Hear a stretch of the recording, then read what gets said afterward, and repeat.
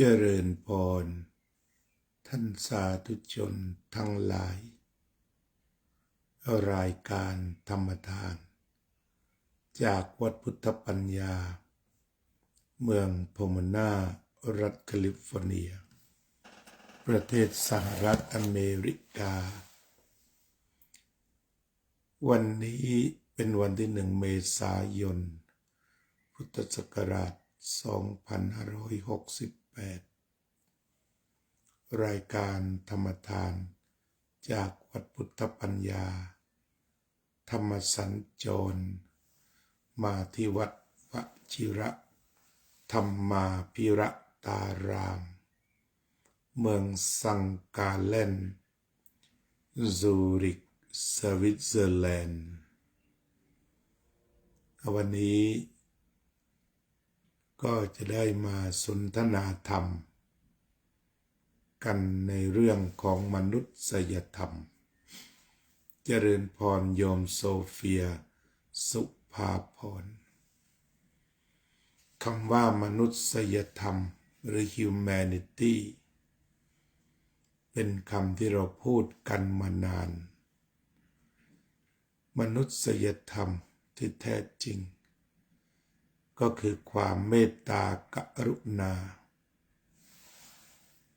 เมื่อถึงจุดหนึ่งความเมตตากรุณาจะต้องปรากฏขึ้นเพื่อการช่วยเหลือเพื่อนมนุษย์บางคราวมีข้อบาดหมางใจมีข้อปฏิบัติอะไรที่ไม่ค่อยจะมีความสัมพันธ์อันดีแต่เพื่อมนุษยธรรมบางคราวก็ยุติเรื่องราวเหล่านั้นถ้าว่ามันมีมนุษยธรรมก็จะนำไปสู่ความสงบร่มเย็นได้โยมโซเฟียสุภาพรโยมนาฬิกาทรายเจริญพรทั้งสองท่านมนุษยธรรมถ้าหากเราดูหลักธรรมสากลจะเน้นไปที่ความกรุณาเป็นหลักคือเน้นไปถึงความสงสารเป็นหลักทีนี้ถ้าหากเรามาดูในทางพระพุทธศาสนาซะก่อนเป็นหลักแห่งมนุษยธรรมก็คือถ้าใครมีธรรมะนี้จะได้เกิดมาเป็นมนุษย์นั่นถ้าพูดถึงชีวิตหลังตายถ้ามีมนุษยธรรมครบถ้วนก็จะได้เกิดมาเป็นมนุษย์อีก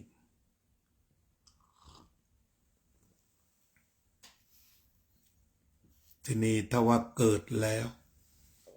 เป็นมนุษย์แล้ว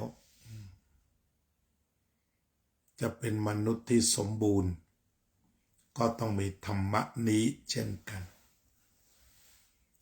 เมื่อมนุษยธรรมก็คือธรรมะที่ทำให้เกิดให้เป็นมนุษย์สมบูรณ์คือเป็นมนุษย์แล้วโดยกายแต่ใจก็จะต้องมีธรรมกำกับที่เรียกกันว่ามนุษยธรรมโยมไพจิตบุญร่วมเจริญพรทีนี้ตัวมนุษยธรรมแบบพุทธที่พระพุทธองค์ทรงแสดงเอาไว้ก็ประกอบด้วยศีล 5และกุศลกรรมบท 10นั่นเองโยมนุสาสุวาลีเจริญพร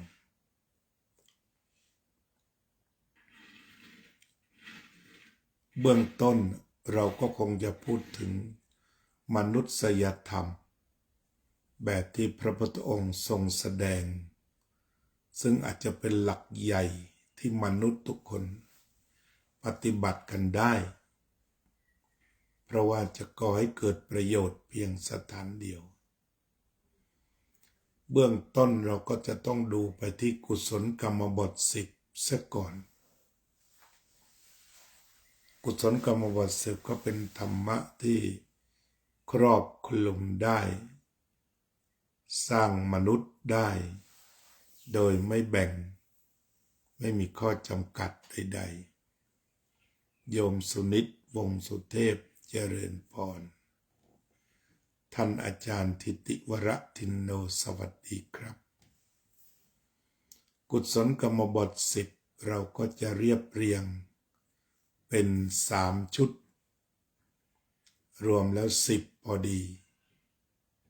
กายกรรม3วจีกรรม4มโนกรรม3นั่นเอง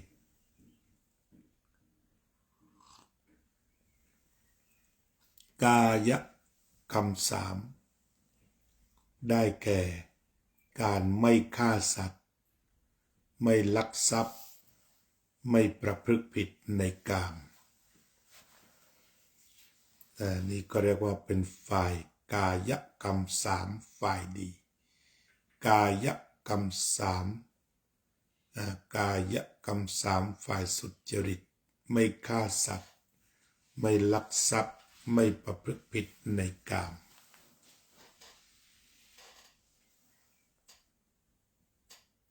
ทีนี้ต่อมาวจีกรรม4ได้แก่ไม่พูดเท็จไม่พูดคำหยาบไม่พูดส่อเสียดไม่พูดเพ้อเจ้อ4ประการเรียกว่าเป็นวจีกรรมฝ่ายสุจริตต่อไปมโนกรรมไม่โลภอยากได้ของใครไม่พยาบาทคิดปองร้ายใครสัมมาทิฏฐิเห็นถูกตามทำนองคลองธรรมเห็นว่าอะไรดีอะไรชั่วอะไรควรอะไรไม่ควร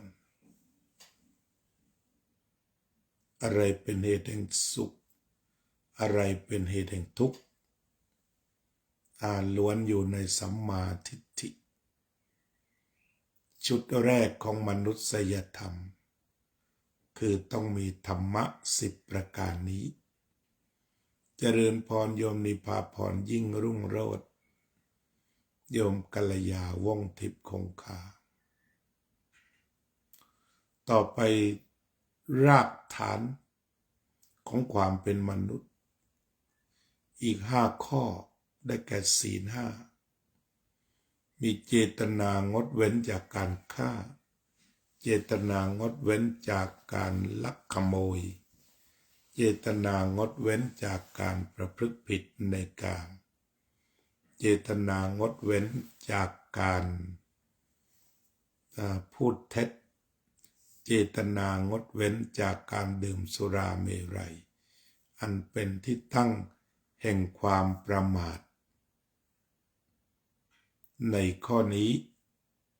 ก็เป็นมนุษยธรรมมนุษยธรรมจึงประกอบไปด้วยศีล5และกุศลกรรมบท10กล่าวคือมนุษย์ที่สมบูรณ์หรือมนุษย์ที่แท้ขึ้นอยู่กับธรรมะเป็นตัวน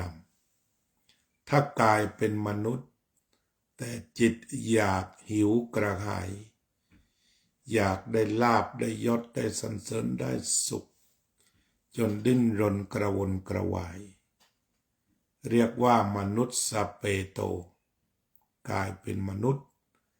จิตเป็นเปรตมนุษย์สเปโตกายเป็นมนุษย์จิตเป็นเปรตคือเป็นมนุษย์แล้วนี่แหละหน้าตาเหมือนคนทั่วๆไปแต่ว่าใจมันหิวลาภหิวยศหิวสรรเสริญหิวสุขหิวเงินหิวทองหิวที่ดินหิวบ้านหิวรถก็รู้สึกว่าหิวอยากได้เหลือเกินโหยเหลือเกินขณะจิตนั้นอันนี้ดูเป็นขณะจิต ก็เป็นขณะแห่งการเป็นเปรตเรียกว่ามนุษย์สเปโตกายเป็นมนุษย์แต่จิตเป็นเปรตมนุษย์สเปโตทีนี้ถ้ากายเป็นมนุษย์แต่จิตใจไม่รู้ดีรู้ชั่วคือทำได้ทั้งหมดโดยไม่รู้สึกตัวแยกไม่ออกว่าอะไรดีควรทำอะไรไม่ดีไม่ควรทำไปตะพึดตะพือตามความอยากตามกิเลสตัณหาของตนก็เรียกกันว่าเป็นมนุษย์สติรฉานโนกายเป็นมนุษย์แต่ใจเป็นเดรัจฉานครึ่งสัตว์ครึ่งคนโยมติ้วสุดซ่าเจริญพรแต่ในว่ามนุษย์สติรฉานโนจะทำจะพูดจะคิดก็แยกไม่ออกว่าอะไรดีอะไรชั่วจะทำจะพูดจะคิดอะไรก็ขัดขวางธรรมะขัดขวางความสงบขัดขวางความเจริญของหมู่คณะมีแต่จะดึงให้ตกต่ำเห็นผิดเป็นชอบตรงนี้เป็นความดีแต่ว่าเห็นเป็นผิดไม่เอาอะไรที่ชั่วเห็นว่าดีนี่มนุษย์สติรฉานโนกายเป็นมนุษย์จิตเป็นสัตว์เดรัจฉาน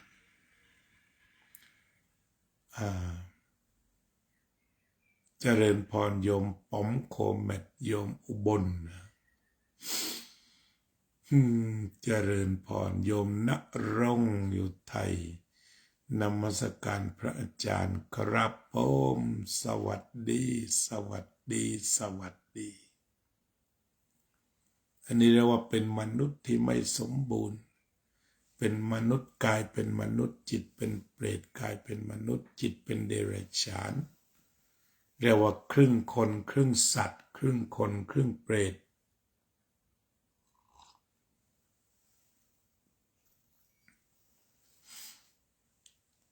ต่อไปก็เจริญพรโยมทิติมามาดลต่อไปก็กายเป็นมนุษย์จิตก็เป็นมนุษย์ได้แก่สมาทานศีลห้าและปฏิบัติกุศลกรรมบท10เรียกว่าเป็นมนุษย์ครบถ้วนทั้งกายและใจต่อไปสูงขึ้นอีก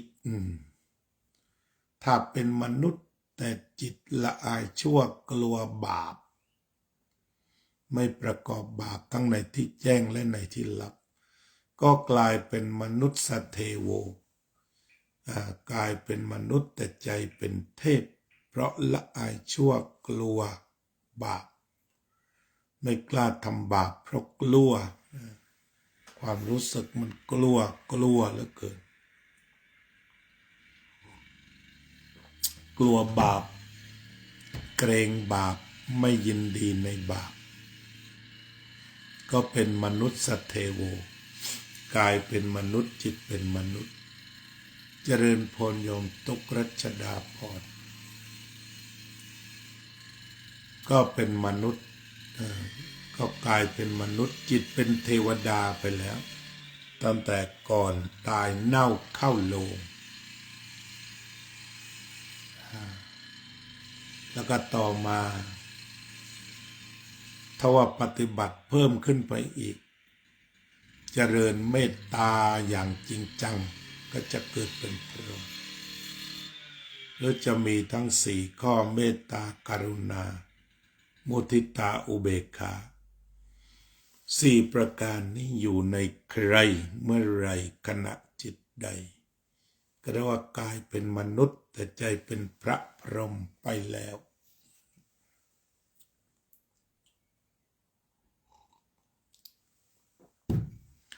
กายเป็นมนุษย์แต่ใจเป็นพรหมที่เรียกว่ามนุษย์ มีหลายแบบจะเป็นแบบไหนก็ขึ้นอยู่ว่ากุศลธรรมหรืออกุศลธรรมถ้าเป็นครึ่งคนครึ่งสัตว์ครึ่งคนครึ่งเปรตครึ่งคนครึ่งผีก็มีอกุศลธรรมเต็มมันหนักมันท่วงใจมันหนักมันบาปมันหนักก็เลยต้องตกไปสู่อบายแปลว่าไม่เจริญเจริญพรโยมชุติมาสวรรค์เลิศ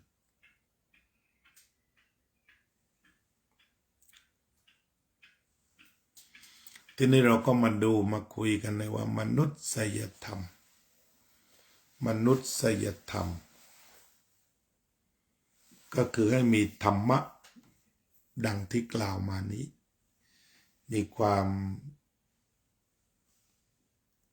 อยู่ในศีลห้าแล้วก็อยู่ในกุศลดำบทดังที่กล่าวมาแล้วที่ถ้าว่าเป็น humanity เป็น humanity เป็นเรื่องของมนุษยธรรมก็ถ้าเราดูโดยทั่วไปจะเน้นไปที่เมตตากับกรุณากรอบของมนุษยธรรมอยู่ตรงนั้นคือเน้นความเมตตาเน้นความกรุณาเรียกว่ามนุษยธรรมมนุษยธรรมนั้นจะมุ่งสู่ความช่วยเหลือละพูดกันง่ายๆมีจิตสักนิดสักหน่อยในการช่วยเหลือเช่นในสงครามก็พูดกันไว้ว่าจะฆ่าเฉพาะทหารจะไม่ฆ่าพลเรือนเด็กหรือผู้หญิง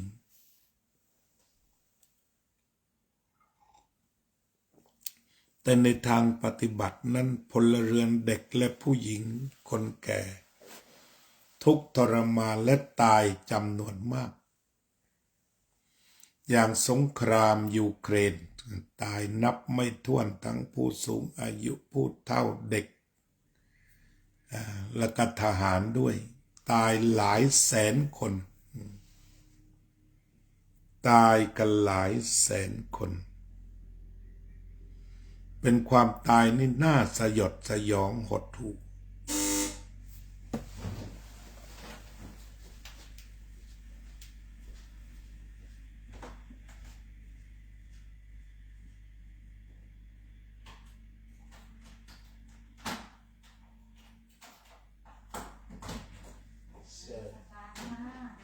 พอดีกำลังบรรยายอาจารย์เริ่มรายการไปหรือยัง15 นาทีแล้วถวายไว้ก่อนมาถวายโยมเผื่อโยมจะล้านอันนี้น้องพลอยเจริญไทยดินลงเพื่อเซนวาไปทั้งหมดเลยจ้ะเนาะเราไปทั้งหมดรถทั้งหมดเลยค่ะวางได้เลยเดี๋ยวพระอาจารย์ให้เราไปใส่ตู้เย็นสาธุสาธุสาธุอนุโมทามิ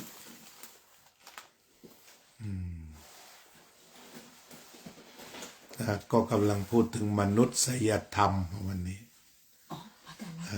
กำลังไล่อยู่ได้มนุษยธรรมธรรมะที่เป็นมนุษย์ได้แก่กุศลกรรมบท10และศีล5เนี่ยพอดีไปเปิดประตูรับญาติโยมที่นี่วัดต้องปิดตลอดเพราะมันหนาวโยมอุบลก็บอกว่าพระอาจารย์เมตตากรุณากับความใจดีเหมือนกันไหมคะนี่เลยเป็นองค์ประกอบใครที่ใจดีก็จะต้องมีเมตตากับกรุณาก้อนเลยโดยไม่ต้องเป็นชาวพุทธเป็นการแสดงออกซึ่งเมตตาและกรุณาเอาก็เชิญนั่งให้สบายนั่งเก้าอี้ได้ ฉะนั้นถ้าเราพูดถึงคนใจดี ก็จะต้องดูตรงนี้เป็นหลักก่อน คือเมตตากับกรุณาโดยเฉพาะอาจจะเทไปที่กรุณาเมื่อพูดถึงคนใจดี หรือว่ารูปธรรมจะเทไปตรงนั้น ถ้าเมตตาบางทีมันอยู่ลึกๆแต่ถ้าเป็นกรุณาคือจะลุกขึ้นมีความเมตตาแล้วก็กรุณาบางคนใจดีแต่ไม่ให้อภัยไม่มี คือมันจะมาเป็นชุดเลยนั่นนะคนให้อภัยได้เพราะมีเมตตาแปลว่ารักโดยไม่มีเงื่อนไขแต่ถ้ายังไม่อภัยก็ถือว่ายังมีเงื่อนไขก็ถือว่ายังใจไม่ดีแต่ถ้าเมตตาเนี่ยเมตตาก็จะเจาะทะลุเรียกว่ารักโดยไม่มีเงื่อนไขใดๆรักยิ่งใหญ่ก็คือพระพุทธเจ้าแล้วก็คนที่ใกล้ตัวที่พระพุทธเจ้ายกให้ว่าเป็นพระพรหมของลูกก็คือคุณพ่อคุณแม่คุณพ่อคุณแม่ที่แท้จริงจะต้องมีความรักที่ไม่มีเงื่อนไขแล้วก็ไม่มีพรมแดนเรียกว่ารักไม่มีวันสิ้นสุดก็ได้เงื่อนไขทุกอย่างถ้าไม่มีถอดออกนะเมตตาแต่เมื่อกี้ก็กำลังคุยกันถึงเรื่องเหตุการณ์เช่นเรื่องสงครามเช่นเรื่องของการทำสงครามระหว่างยูเครนแล้วก็ระหว่างรัสเซียทีนี้มันมีอยู่อันหนึ่งที่เขาเรียกว่าเส้นทางมนุษยธรรมเรียกว่าคอริดอร์ภาษาไทยแปลแล้วยังมึนตึ๊บแปลว่าระเบียงระเบียงก็ยังงงอยู่ดีถ้าแปลเปิดก็คือทางเบี่ยงคือมีสงครามอยู่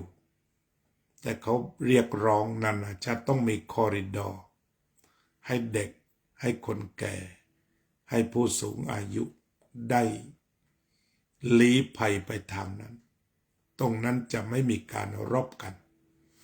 ก็เป็นข้อตกลงของนานาชาติต้องมีคอริดอร์ก็คือทางที่จะเบี่ยงทางที่จะเลี่ยงที่จะไม่ฆ่ากันนี่ก็เรียกว่ามันมีนิดหนึ่งทั้งที่ว่าเป็นสงครามแต่ความจริงแล้วถ้าก้าวไปไกลให้วิเศษสุดก็คือต้องยุติสงครามก็ว่าจะฆ่าเฉพาะทหาร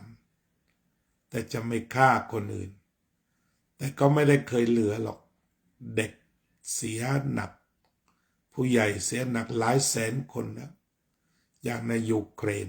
หลายแสนคนเพราะว่าแม้จะมีคอริดอร์จะมีนานาชาติเข้าไปช่วยต่างๆแต่ว่าสุดท้ายทั้งเด็กทั้งคนแก่ก็ต้องสังเวยเช่นยิงขีปนาวุธ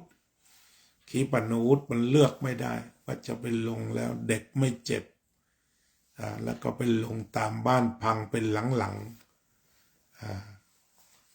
คือสงครามมีแต่ความโหดที่ถ้าเรามาดูการเจรจาที่ไม่จบตอนนี้เหมือนว่าจะไปได้แต่ว่าสุดท้ายก็ยังไปไม่ได้การเจรจาสงครามหยุดยิงก่อนตรงนี้โดนัลด์ทรัมป์ออกมาเป็นเจ้าภาพโดยเริ่มต้นก็พยายามที่จะเกลี้ยกล่อมโดยไปประชุมล่าสุดกันที่ซาอุดิอาระเบียเหมือนจะตกลงกันได้ว่ายังไงก็หยุดยิงทุกฝ่ายเป็นเวลา1 เดือนก่อนให้เงียบเสียงปืนเสียงฆ่าเสียก่อนใน1 เดือนพอออกจากที่ประชุม ออกจากที่ประชุมเสร็จก็ปรากฏว่าทางรัสเซียไม่หยุดยังมีเงื่อนไขอยู่เงื่อนไขก็คือขอให้เซเลนสกี้ออกจากประธานาธิบดีแล้วก็มีรัฐบาลชั่วคราวตรงนี้เมื่อก่อนโดนัลด์ทรัมป์ก็รู้สึกว่าหงุดหงิดกับเซเลนสกี้เหลือเกินจนเหมือนจะไล่ออกจากทำเนียบขาวไปรอบหนึ่งแล้วเนี่ยทีนี้จุดไล่ทำเนียบขาวตอนนั้นก็ฟังดูเขาก็พูดตามประษาคนผู้นำเพราะเนื่องจากรัสเซียขอเยอะแล้วก็ทางโดนัลด์ทรัมป์ก็เจรจาว่าให้เขาไปเถอะมันจะได้หยุดให้เขาไป ทางนี้ก็บอกว่าให้แล้วไม่เคยปฏิบัติได้คืบจะเอาศอกฉะนั้นเขาก็ยอมที่จะเจรจาการทูตแต่พอเมื่อวานนี้ก็กลายเป็นโดนัลด์ทรัมป์เปลี่ยนจุดยืนเพราะเห็นว่ารัสเซียจะมีเงื่อนไขอันนี้เราเข้ามาจุดมนุษยธรรมรัสเซียบอกว่าต้องมีรัฐบาลชั่วคราวที่ไม่ใช่เซเลนสกี้จึงจะคุยด้วยไม่นั้นยิงต่อฟังแล้วก็สยดสยอง คือไม่รู้แล้วไม่หยุดจะฆ่าคนต่อเนี่ยอันนี้เรียกว่าใจไม่ดีเนี่ยใจไม่ดีใจสร้างคือเอาแต่ใจตัวเองว่าจะฆ่าโดยมีเงื่อนไขแบบนี้ความรักไม่มี พอความรักไม่มีสงครามมันก็เกิดเลยฉะนั้นการเจรจาโดนัลด์ทรัมป์ก็เลยโต้ตอบไปว่าอย่าอ้างเรื่องความชอบธรรมของเซเลนสกี้ไม่ต้องเอามาอ้างเรื่องที่จะมีผู้นำใหม่มันกำลังอยู่ระหว่างสงครามให้หยุดยิงก่อนหยุดยิง1 เดือนก่อนนี่ก็คือยังไม่ยอมอันนี้ก็คือไม่มีรักสงครามก็ไม่หยุดเมื่อไรความรักเกิดสงครามก็เกิดคือรักเมตตาคือตอนนี้ยังมีเงื่อนไขแต่เซเลนสกี้รับได้หมดไม่มีเงื่อนไขยอมหยุดยิงให้ทุกจุดฝ่ายเจรจาการทูตก็น่าสนใจเขาก็บอกพยายามจะเจรจาเต็มที่กับปูตินบอกว่าหยุดเป็นบางจุดก็ได้ไม่หยุดหมดอันนี้ก็ไม่หยุดสักจุดเดียวก็เพิ่มเงื่อนไขใหม่ขึ้นมานี่เรียกว่าความรักที่ยังมีพรมแดนหรือไม่รักถ้าไม่ทำตามนี้ไม่รักก็แล้วกันก็ไม่มีเมตตากรุณาสักนิดเดียวเพราะฉะนั้นในแง่ของความจริงก็คือพวกนี้ขาดมนุษยธรรมอย่างแรงถึงแม้ว่าพอจะมีน้ำบ้นปากว่าทำคอริดอร์ที่อพยพพอจะไปได้แต่ในทางปฏิบัติจริงแล้วมันเป็นไปไม่ได้ยังเพลินที่จะฆ่ามนุษย์จุดนี้ก็ทำให้อาตมาได้คิดว่ามนุษย์นี่มันลึกลับซับซ้อนเรื่องกรรมก็ลึกลับซับซ้อนแต่ละศาสนาก็ซับซ้อนอย่างหนักอย่างเหมือนสงครามเนี่ยเราสามารถไม่ฆ่ากันได้ยุติได้เลยบอกแล้วหยุดได้คือไม่ต้องเตือนภัยไงรู้อยู่หยุดยิงก็หยุดตายหยุดยิงหยุดบาดเจ็บหยุดล้มตายอันนี้แต่มนุษย์ไม่หยุดนะทีนี้เรามาดูขนาดแผ่นดินไหวเราก็บอกให้เตือนแต่นี้คนก็เตือนกันเยอะว่าฆ่าแล้วตายต้องหยุดฆ่าถ้าฆ่าก็ตายต้องหยุดก็เตือนแล้วไม่ฟังไงเรื่องความตายพวกนี้น่าสนใจเตือนแล้วก็ไม่หยุด อีกจุดหนึ่งอย่างแถวเมืองไทยบ้านเรา สงกรานต์แต่ละปีถ้าตายต่ำกว่า500นี่ถือว่าดีใจไปหน่อยเพราะตายเป็น400-500ถ้าตายสัก100ก็ยังดีใจแต่จริงๆแล้วไม่น่าจะตายสักคนเดียวเนี่ยแผ่นดินไหวก็ตายไปเยอะเราอ้างกันว่าเตือนภัยไม่ทันปีนี้สงกรานต์เราเตือนก่อนดีไหมไม่ดื่มสุราถ้าดื่มสุราบาดเจ็บเป็น100บาดเจ็บเป็นพันหลายพันเหยียบหมื่นแล้วก็จะตายกันเป็น100หยุดสุราได้ไหมเนี่ยเราจะต้องส่งคำเตือนวอร์นิ่งไปแล้วลองทำดูสิแผ่นดินไหวนี่ทำไม่ทันแล้วตายแล้วล่ะบางส่วนที่ตายแล้วก็ตายบาดเจ็บก็รักษากันไปแต่ถ้าว่ามาดูถึงสิ่งที่เราจะหยุดตายได้หยุดเจ็บได้ก็คือสงกรานต์จะต้องส่งสัญญาณว่าถ้าเมาแล้วก็ตายน้ำมฤตยูถ้าไม่เมาก็ไม่ตายช่วยกันเตือนได้ไหมเตือนให้มันดังไปทั้งประเทศใส่ข้อความไว้ในโทรศัพท์ขึ้นไม่หยุดดื่มเหล้าบาดเจ็บล้มตายไม่ดื่มปลอดภัยดื่มสุราเมรัยบาดเจ็บล้มตายช่วยไหมบริษัทโทรศัพท์ต่างๆทำข้อความดูสิส่งไปลดความตายได้เตือนได้ถ้าฟังก็ลดภาวะบาดเจ็บล้มตายได้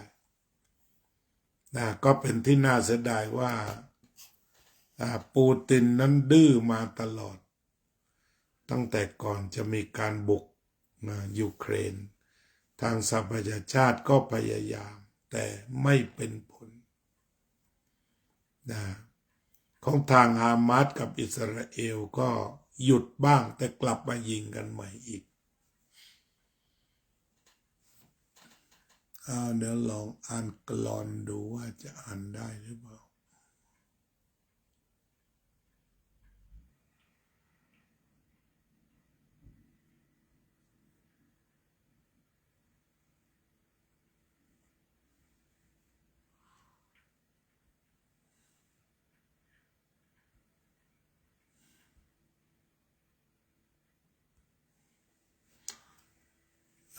คุณโยม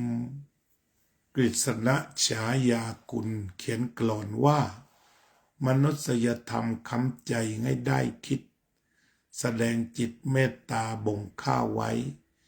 กรุณาโอบเอื้อตลอดไปเพื่อคงให้สุขสันติมิขาดแคลน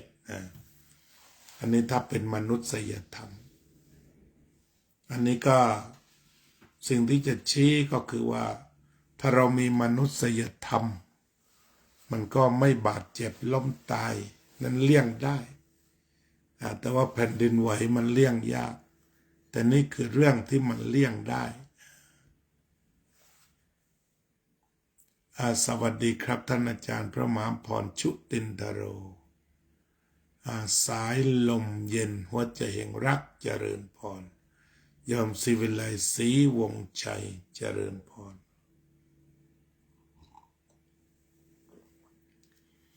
ทีนี้ต่อมาเราก็มาดูเรื่องมนุษยธรรมที่จริงที่แท้ก็ปรากฏตอนนี้ทั้งในพม่าและก็ในประเทศไทยตรงนี้ก็คือของจริงอันสะท้อนมาจากความเมตตาและกรุณาหรือมันเน้นไปทางกรุณาเพราะได้ข่าวว่ามีเพื่อนมนุษย์ติดอยู่ในตึกอีกจำนวนมากทีนี้มนุษยธรรมก็เกิดโดยนานาชาติก็แสดงความพร้อมมาช่วยทางสหรัฐก็ไปถึงแล้วที่ซากตึก ก็ลงมือปฏิบัติการอิสราเอลก็ไปถึง ทางพม่า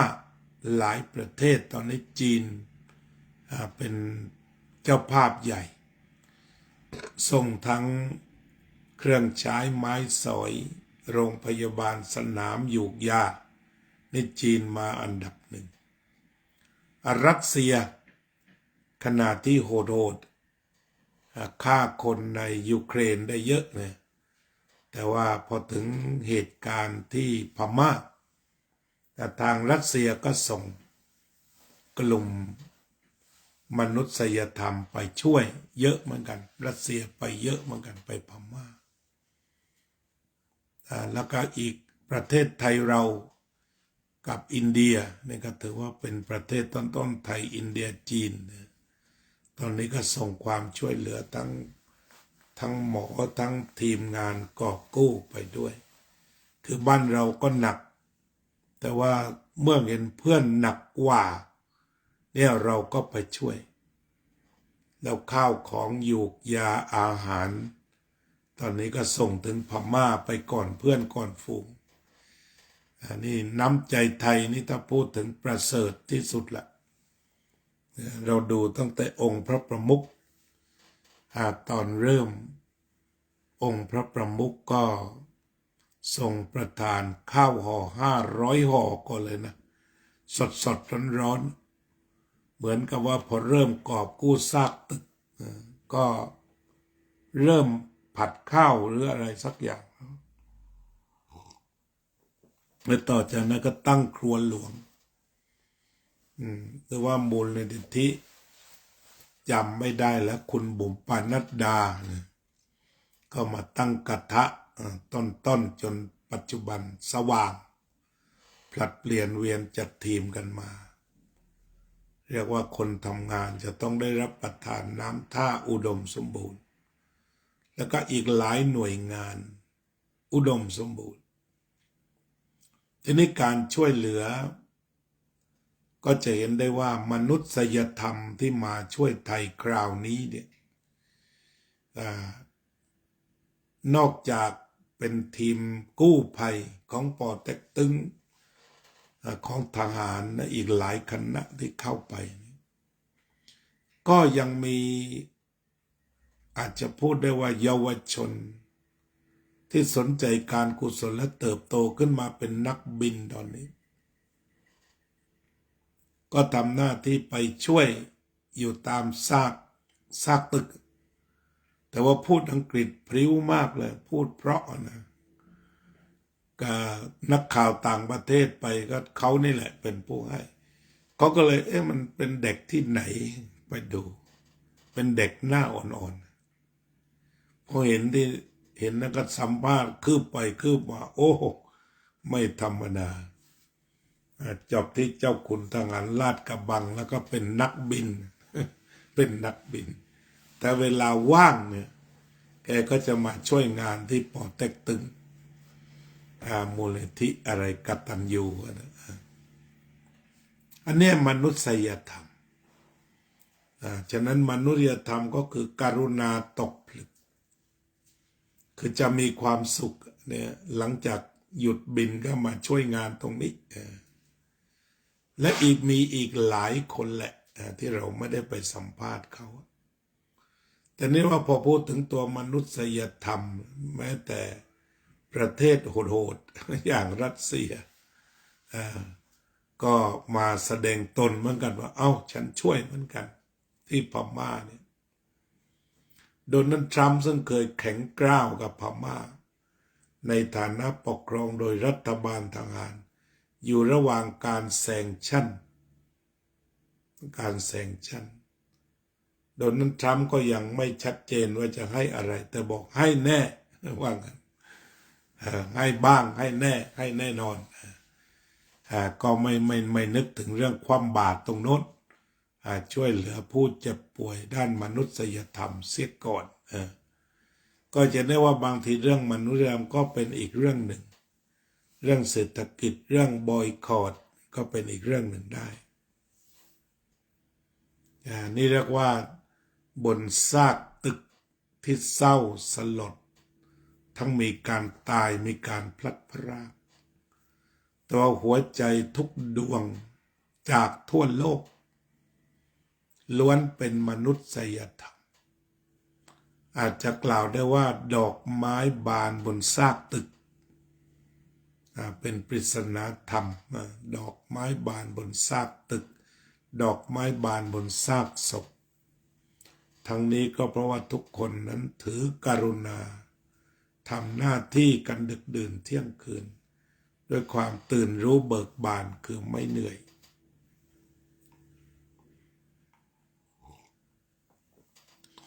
สวัสดีครับท่านอาจารย์สาธิตครับขอบคุณมากครับอันนี้ก็คือสาระที่อาตมา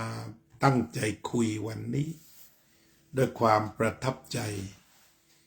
เพื่อนๆจากทั่วโลกทุกคนก็ส่งมาช่วยโดยไม่ต้องขอร้องแต่ประการใดทีมงานเข้าถึงพื้นที่กันแล้วทีนี้ความมีน้ำใจของคนไทยเราก็ช่วยโลกเพราะว่าทำให้เพื่อนบ้านนั้นหมดห่วงแต่ว่าก็มากันด้วยความรักแต่ว่าความห่วงใยเบาลงไปเช่นองค์พระประมุขพระบาทสมเด็จพระเจ้าอยู่หัวรัชกาลที่10พระองค์รับผู้ป่วยทั้งหมดคนที่บาดเจ็บจากซากตึกท่านรับเป็นคนไข้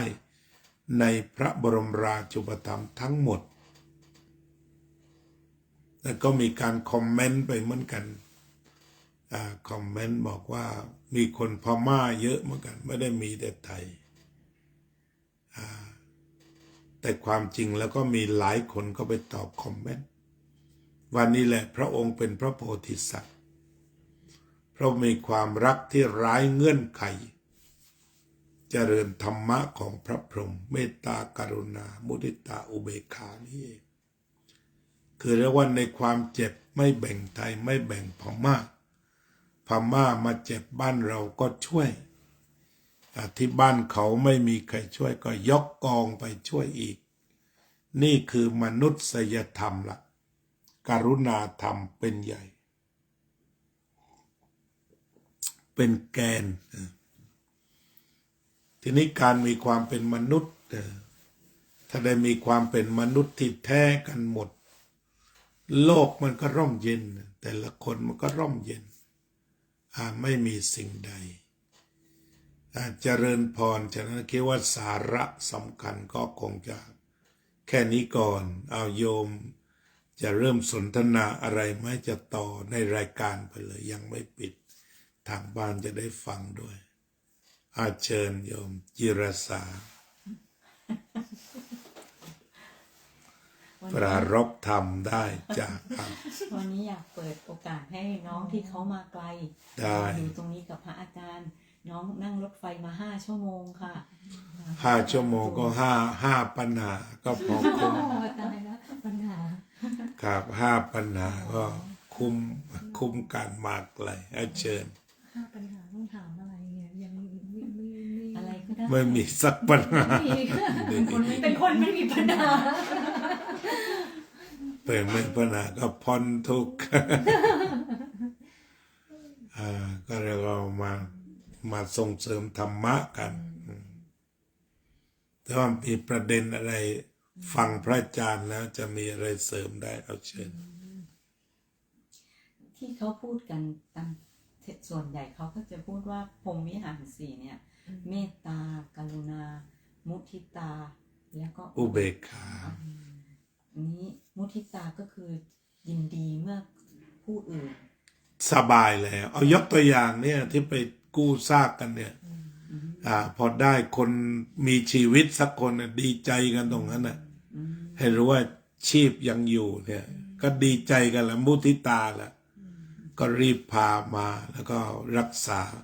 หายแล้วก็นั่นน่ะตัวนั้นน่ะตัวมุทิตาคือตัวนี้หรือว่าที่ในหลวงนั้นเปิดวังพญาไท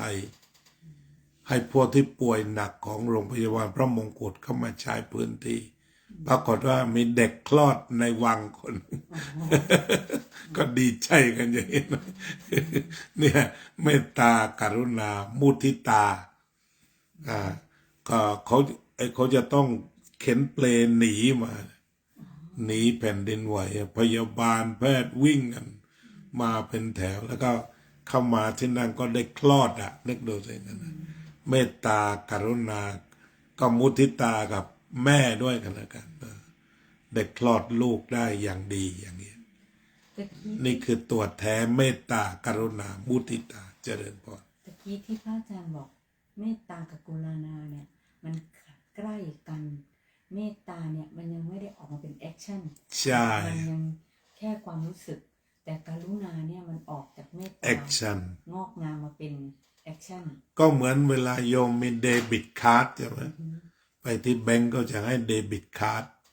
เดบิตคาร์ดนี่คือเมตตาคือมีจำนวนเงินอยู่แล้วแต่ว่าต้องการ activate ก่อนใช่ไหมต้องมี activate ฉีกอะไรข้างหลังแล้วก็ต่อไปก็เริ่มเอาเงินนั้นไปใช้นั่นคือกรุณาแต่ว่าคนที่จะมีกรุณาได้เนี่ยต้องมีเมตตาตุนไว้ก่อนคือพร้อมที่จะลงไปช่วยคือเคยทำมาเยอะแล้วแต่อย่างเหมือนในหลวงองค์นี้เนี่ยเวลาเกิดเหตุ emergency อะไรนี่ท่านจะไปด่วนก็ตั้งแต่ร.9 มาแล้วแหละอย่างเหตุการณ์พายุเกเนี่ยซึ่งรัฐบาลยังขยับตัวไม่ทันท่านไปแล้วคือเข้าหอต้องไปก่อนขึ้นเฮลิคอปเตอร์ไปก่อนในอย่างอันเนี้ยพอตึกถล่มอาจารย์ก็นั่งนับว่าเดี๋ยวในหลวงไปก็เราก็ด้วยความเร็วเนี่ยครัวยังไปไม่ทันแต่เข้าหอไปแล้ว500 หอแบบว่าหน้างานก่อนได้กินนะพวกเหงื่อส้มๆต่อจากนั้นก็ลำเลียงน้ำท่าแล้วตั้งเต็นท์อันนี้ก็คือเพราะว่าท่านทำอยู่เป็นประจำก็เหมือนพวกบุญนิธิร่วมกตัญญูก็มีหลายอาชีพนั่นนะอาชีพดีๆแต่ว่ามันเป็นบุญนิธิพวกนี้ก็คือเป็นฟิลเวิร์กของการไปทำให้ความเมตตานะแอคทีฟไปแอคทีเวตเมตตาว่างั้นเถอะทำความเมตตาแอคทีเวตก็คือกรุณาแต่ถ้ามันไม่มีกรุณาเนี่ยไม่มีเมตตาเนี่ยกรุณาก็ไม่เกิดมันไม่มีทางจะให้เกิดเมตตาเป็นต้นทางกรุณาเป็นแอคชั่นตามมาใช่อาจจะเป็นซอฟต์พาวเวอร์ก่อนแล้วกรุณานี่เป็นฮาร์ดแวร์ฮาร์ดแวร์คือแสดงออกมาเลยแต่ว่าต้องอยู่ด้วยกันนะไม่มีเมตตากรุณาไม่เกิดทีนี้มุทิตาก็อาการแบบนี้มันจะเหมือนก็คือดีใจเช่นว่าคนป่วยอย่างหนักอย่างเนี้ยรีบรักษาได้ทราบว่ารอดอย่างนี้ก็ดีใจกันมากเนี่ยในทางปฏิบัติโอ้ดีใจถึงที่ถึงทางยกตัวอย่างเช่นเราไปเอาคนป่วยหนักมาแล้วก็รีบไปโรงพยาบาลที่เปิดหัว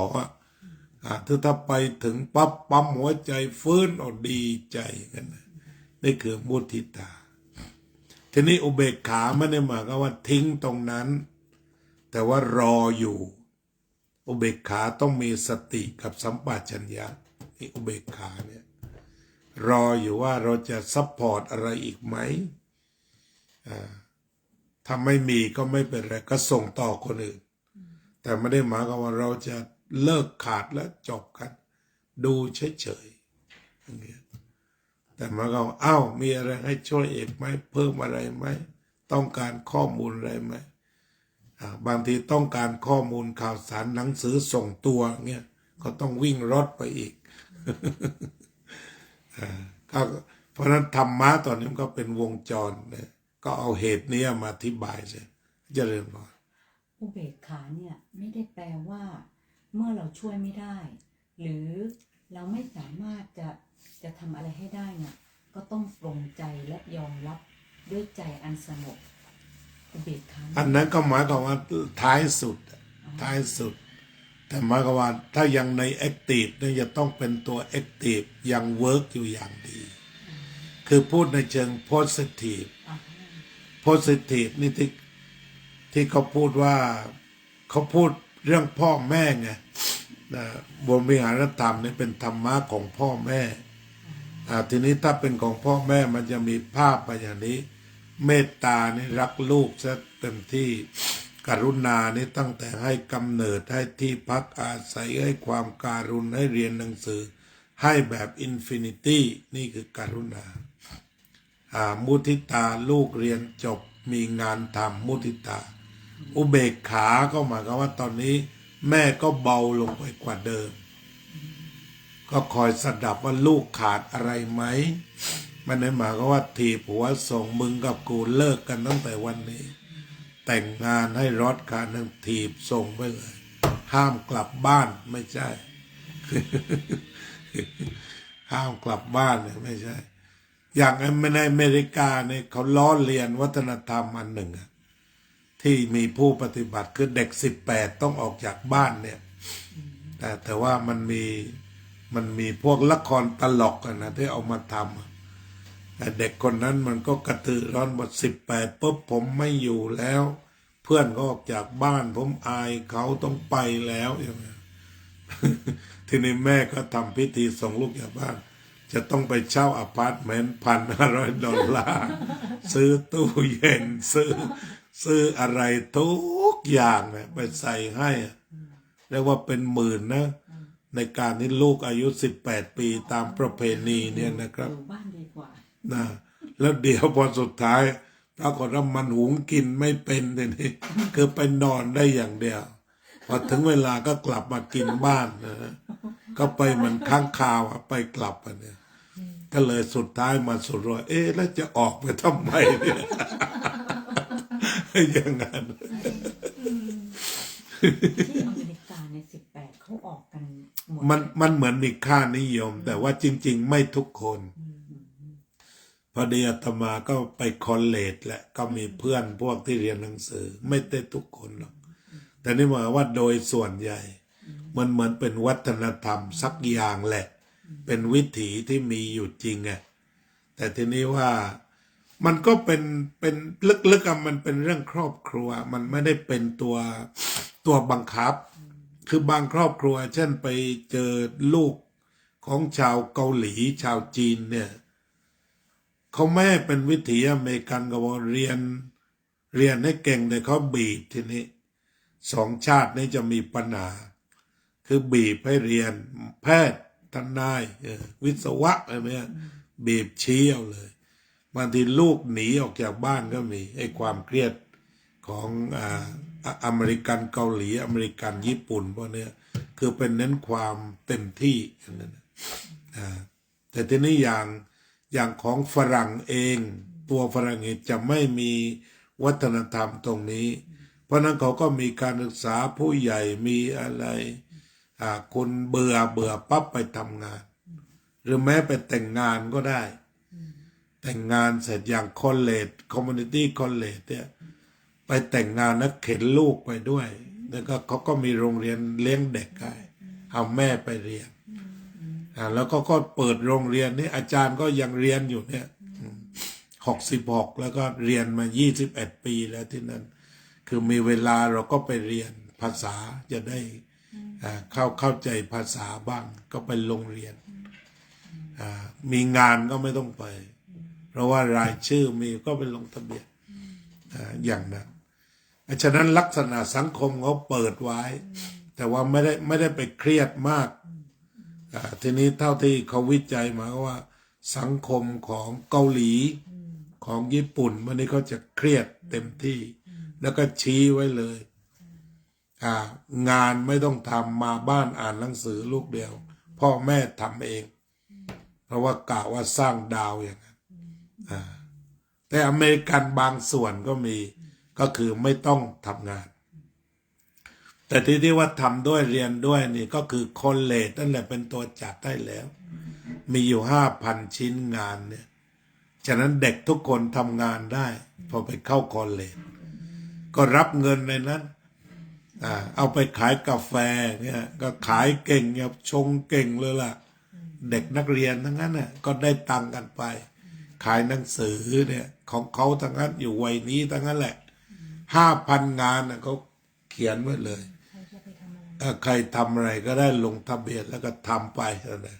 4 ชั่วโมง 3 ชั่วโมงแล้วแต่ แต่ก็เป็นวัฒนธรรมที่ต่างกันนะคะ ใช่ บ้านเราก็จะ ว่า ไม่เปิด เขาเรียกว่าเอเชียกับทางอเมริกันนี้แม้ว่ามาแล้วก็เหมื่อนถ้าเอเชียนี่ต้องพุชไปอย่างนั้น อันนี้ก็ไปเรียนวิชาสังคมวิทยาด้วย จากการที่เขาวิเคราะห์ ค่ะ อย่างนั้น ถ้าเอเชียต้องพุชหน่อย เพื่อที่จะไปยืนแนวหน้า แต่ของฝรั่งนี่ส่วนใหญ่ ที่ว่าไปเดินหน้าไปเลยก็มีนะ ค่ะ เป็นนักวิชาการที่เก่งเรียนไม่หยุด ถ้าเรียนไม่หยุดเขาให้ทุน อืม ครับถ้าลงทะเบียนกี่หน่วยกิจขึ้นไปเนี่ยแล้วว่าทำคะแนนได้เอเยอะนี่เขาก็ให้ทุน เรียนทุนไปเลย เรียนฟรีไป เรียนฟรีได้ค่าบ้านด้วยรู้สึกปีที่แล้วอาตมาเป็นนักเรียนคณิตศาสตร์กับเด็กคนหนึ่ง อายุ20 ต้นๆเขาเรียนวิศวะ แต่มันเป็นคณิตศาสตร์ตัวที่จะจบ อาจารย์ก็เรียนอยู่ในกลุ่มเขาเนี่ยเขาก็เรียนฟรี แต่ว่าเขารู้สึกจะลงเต็มที่12 หน่วยหรือเท่าไหร่เนี่ย มันมีเต็มที่อยู่ในอย่างอาจารย์แก่ๆก็ลงไม่เกิน4 หน่วยเนี่ยไปเรื่อยๆนะ21 ปียังไม่จบที่ว่า แต่ถ้าเด็กพวกนี้เรียนแบบ2 ปีได้เอที่ว่าเนี่ยก็คือลงทีละ15ได้อยู่15 หน่วย12 หน่วยขึ้นไปต่าง4-5 วิชาประมาณนั้นนะรู้สึกว่าถ้าถึง15 หน่วยนี่ฟรีเลยแล้วให้ค่าบ้านไม่รู้สึกอย่างนั้น ตั้งใจ แม้ก็ว่าให้มันนอนในเลยคอลเลจก็จัดได้อย่างนั้น เขาก็เปิดกว้างนะคะ หลายเรื่องถ้าเราพูดมันเหมือนกับฟรีดอมฟรีดอมอย่างนั้น เปิดกว้างมากเลย ครับแต่ขณะเดียวกันถ้าคุณจะเรียนทีละวิชา2 วิชาทำงานเอางานมีงานให้ท ถ้าเขาเปิดกว้างแบบเนี้ยแล้วก็เลือกเรียนได้ อายุก็ไม่จำกัด อ่า กิจก็ไม่จำกัด ำใช่ โอกาสคนที่จะพัฒนาได้ตัวเองก็เยอะแยะ แต่ทำไมตามถนนหนทางที่เห็นตามข่าวอ่ะ มันถึงมีโฮม พวก เยอะ พวก แยะไปหมด โฮมเลดที่หมายถึงว่าพวกนี้ก็มีกรรมเป็นของตนแล้วเนี่ยจะให้ศึกษาผู้ใหญ่ก็ไม่ไปแล้วให้โรงเรียนชนิดไหนเขาก็ไม่เอาแล้วเนี่ยเป็นส่วนตัวเขาคือเขาเกิดมาแบบนั้นซะแล้ว แต่การศึกษาฝรั่งที่ให้เนี่ยคอร์สสั้นคอร์ส30 ชั่วโมงคอร์ส70 ชั่วโมงคอร์ส100 ชั่วโมง แล้วก็งานรอเลยแต่คอร์สที่เราไปอบรมแต่ละส่วนนะเช่นคอร์ส3 เดือนเนี่ยหมายถึงว่า ถ้าคุณสอบวันนี้พรุ่งนี้เท่าแก่ก็มายืนโตเตะอยู่ ตอนแรกยังคิดว่าเป็นเพราะเขาไม่มีงานทำเขาถึงได้ออก คือไม่ทำงาน ไม่ใช่ไม่มีงานทำ อ่างงาน เขาไม่อยากทำ เขาฝึกให้โรงเรียนนี่มีเยอะ การฝึกตัดผมอย่างเงี้ยตัดผมก็รายได้ดีอันนี้เล่าอาจารย์เคยไปเรียน Public Speaking แต่ตอนนั้น เรียนวิธีพูดในที่สาธารณะ ก็กลายเป็นว่าอาจารย์สอนที่พูดเก่งเนี่ยมาเป็นอาจารย์เราคือคนขายประกัน ทีนี้อาจารย์ก็ทีนี้วิธีให้คะแนนเนี่ยมันจะต้องเป็นนักเรียนให้ไม่ใช่ครูให้คะแนนเราเนี่ย ผู้ฟัง นักเรียนทั้งห้องเนี่ย20 กว่าคนเนี่ยว่าให้เกรดอะไรก็ให้แบบลับๆแล้วก็ลงคะแนน โอ้ยอย่างนี้ ที่ถ้า A หรือ B มากก็แสดงว่าเอาไป ที่อาจารย์ก็ได้ A เหมือนกันโดยเขาหย่อนบัตรแล้ว แต่ทุกคนก็ไม่ได้รู้ แต่ทุกคนก็รู้เพียงว่าให้ A หรือให้ B กับตาคนนี้ ทีนี้พอเปิดมาเสร็จเขาก็บอกขอให้ฉันอยู่เป็นคนสุดท้ายคุยกับเขาหน่อย เขาบอกว่าอยากจะชวนไปเป็นฝึกต่อเป็นวิทยากร สอนพวกที่ขายประกัน เปลี่ยนสายงาน อาจารย์ก็พอดีพระเนี่ยไม่ได้ ฉันจะมาเรียนพูดไว้เทศเฉยๆฟรีๆไม่ได้เก็บตังค์ใคร ไม่ได้ คือจะได้งานไปเลยไงไปเรียน3 เดือนเนี่ยในคอร์สนั้นนะคืองานมันได้ทันที พ เพราะนั้นเขาก็เหมือนฟังโยมคุยว่าสร้างงานแล้วมันก็ได้เสียภาษีแล้วก็ได้เงินเข้ารัฐนั่นแหละ อ่า ครับเขาสร้างงานเนี่ยนะ ทีนี้เขาจะเน้นเทรนนิ่งคอร์สในระยะต่างๆ อาจจะบางคนนะเปลี่ยนสายมาได้ทำงานนี้แล้วเหนื่อยก็เปลี่ยนสายมานี่บางคนมาเป็นพยาบาลตอน50ก็ยังมี คือแรกไปก็ไปศึกษาผู้ใหญ่ก่อนเลย แล้วก็เรียนเก็บไปเรื่อยๆขึ้นไปเรื่อยๆเรื่อยๆเรื่อยๆแล้วก็ในที่สุด พอมีโอกาสได้ตังค์พอที่จะขาเสียค่าหน่วยกิจอะไรพร้อม ก็เลยสอบเข้าพยาบาลเปลี่ยนจากสายเดิมเรียนจบ50ก็มีแล้วทำงานอีก10 กว่าปี พอได้40 พอยต์มันก็ได้บำนาญเจริญพร ค่าหน่วยกิจแพงไหมคะ คือถ้าเป็นซิติเซนเองนี่จะไม่แพง ถ้าไม่เป็นนี่แพงมากเขาเรียก overseas student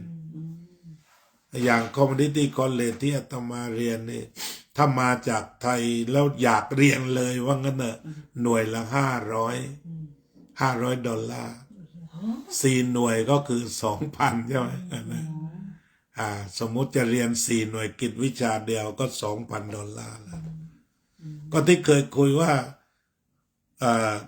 ของคนไทยที่มาเรียนนะคือคนรวยทั้งนั้นที่มาเนี่ย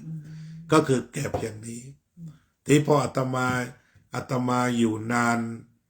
ก็เป็นซิติเซนแล้วเนี่ยก็25 เหรียญ คนละเรื่องนะ คนละเรียน เศษ1/4แล้วก็ที่ตลก มากกว่า ตลกนี่เทอมนี้เขาก็ขึ้นอยู่ที่200 กว่าเหรียญที่เป็นโรงเรียนนะลดไปลดมาเหลือ$15ที่จะจ่าย ก็มีลดก็15สุดท้ายก็คือเหลือ15รู้สึกครั้งแรกขึ้นเป็น204ค่าลงทะเบียนเนี่ย แล้วเวลาที่เรียนที่อินเดียล่ะคะต่างกันไหมคะแล้วเวลาที่ไปเรียนที่อินเดียต่างกันไหมคะพระอาจารย์ การเรียนที่อินเดี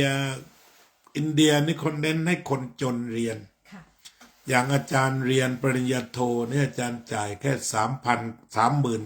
39,000 บาท อาจารย์ก็จบปริญญาโทแล้วก็เรียนปริญญาเอกก็ประมาณ40,000 บาทตอนนั้น ก็จบ2 ปริญญานี่ยังไม่ถึง100,000 บาท ทั้งหมดเลยหรือว่า ทั้งหมดเลยเรียนจนจบ ค่าอยู่ก็$15 15 รูปีต่อเดือน ก็30 บาทอย่างเงี้ยอันนี้ก็คือเขาจัดเพื่อคนจน แล้วคนดังๆบ้านเราเช่นนะดร.สมเกียรติอ่อนวิมลเนี่ย สมัยเขาเรียน BA เขาก็ได้ทุนอินเดีย จากอินเดียเขาได้ทุนฮาร์วาร์ดอีกทีเนี้ยอย่างนั้นเพราะนั้นถามว่าต่างไม่ต่างในแง่ค่าเทอมนี่ต่างฟ้ากับดิน แต่หนูอยากรู้ว่าบรรยากาศเป็นยังไงมากกว่าที่ บรรยากาศการศึกษาที่อินเดียนี่เช่นว่าเราเน้นเขียนมากกว่าเอาจริงเอาจังอย่างอาจารย์เรียนปริญญาโทเนี่ยเขียน5 ข้อเนี่ยเขียนประมาณ30 หน้าใน3 ชั่วโมง จนเขาแซวว่าต้องชั่งกิโลส่งเวลาสอบเพราะฉะนั้นอาจารย์นี่ก็พูดไทยก็ได้อังกฤษก็ได้ทั้งวันทั้งคืนไม่หยุด เพราะว่าจบจากอินเดียใครให้พูดไม่หยุดพูดทั้งวันทั้งคืนได้พูดได้จริงฮะพูดอังกฤษก็ได้นั่งก็พูดได้เพราะเรียนมาระบบอินเดียอันนี้มันก็เป็นเหมือนวัฒนธรรมของเขานะคะวัฒนธรรมเขาพูดครูเนี่ยก็จะต่างจากครูฝรั่งเนี่ยก็ดีครูฝรั่งหมายความว่าเขาก็จะต้องมี powerpoint มีอะไรครูอินเดียนี่มาแต่ตัววิ่งปื๊ดเข้ามาก็เขียนทั้งกระดานนั่นแหละช็อกเขียนไม่มีติดไม่มีโน้ตสักนิดเดียวครับวิ่งเข้ามาเลยวิ่งปื๊ดเข้ามาแล้วก็ไม่ขี้เกียจอย่างคนนี้ก็พูดยาวคนนั้นก็มาแอบอยู่ที่ประตูแล้วคนนี้เวลาจะยกมือถามเนี่ยต้องรอนานต้องถามได้เกือบจะไม่มีช่องว่างเพราะอาจารย์เหมาสักคนเดียวแต่เขาจะให้เราพูดทีนี้มันไม่มีวิชาพูด มาเขียนอย่างหนักก็ต้องไปยืนพูดหน้าห้องด้วย แต่น่าจะสนุกนะคะ เพราะว่าเป็นอย่างคนละแบบเลย การเรียนการสอน มีคนไทยไปเรียน แต่ทีนี้อย่างของอเมริกานี่ก็ผ่อนคลาย ถ้าพูดถึง process เขานี่สบายกว่า แต่ว่าคำว่าสบายนี้ก็กล่าวว่าเขาแน่นเหมือนกัน หมายความว่าเขาจะมีการสอบจุกจิกของแขกนี่ก็เรียกว่า1 เดือนสอบครั้งนี่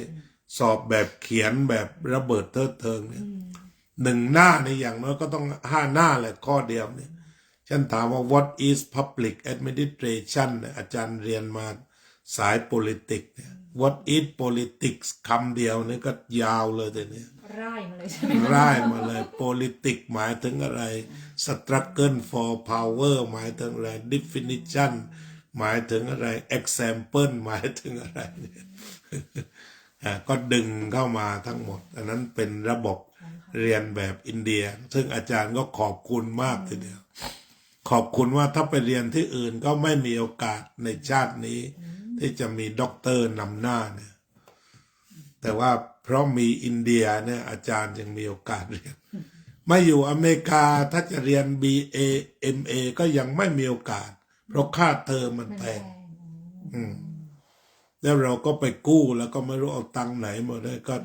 ก็จะจบได้แค่ AA เนี่ยที่จะจ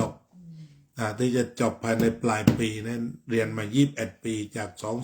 2024เนี่ย กี่หน่วยกิตคะพระอาจารย์ ทั้งหมดก็เกือบ100เหมือนกัน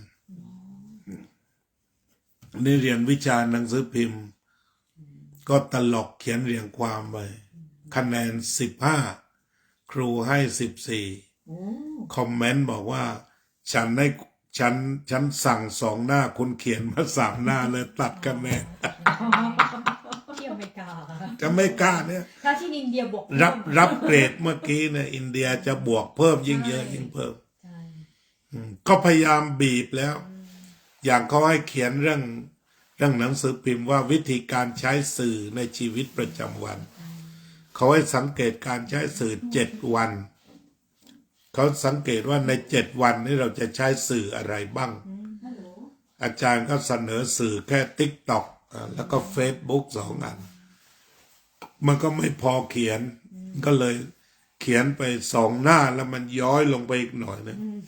พยายามตัดพยายามบีบหนักแล้วเหมือนกันนะแต่เหตุผลมันเราสนุกเรา analyze สนุกแกให้นะแกบอกว่า wonderful observation เขียนดี แต่ว่าคุณเขียนไป3 หน้าเลยตัดไปคะแนนก็เลยแทนรวมแล้วแทนที่จะได้100ก็ได้แค่95กว่าทีนี้เขาก็จะตัดจุกจิกอย่างนั้นแต่ละอาทิตย์1 คะแนนก็มีสูงสุดคือ15 คะแนนตัดคะแนนให้เขียนกันว่า1 คะแนนเอาเขียนยาวๆเหมือนกันอ่านยาวๆอ่านเปเปอร์เช่นยกตัวอย่างว่ายักษ์ใหญ่ของอเมริกาเป็นพวกหนังสือพิมพ์ได้มีอะไรบ้างนะ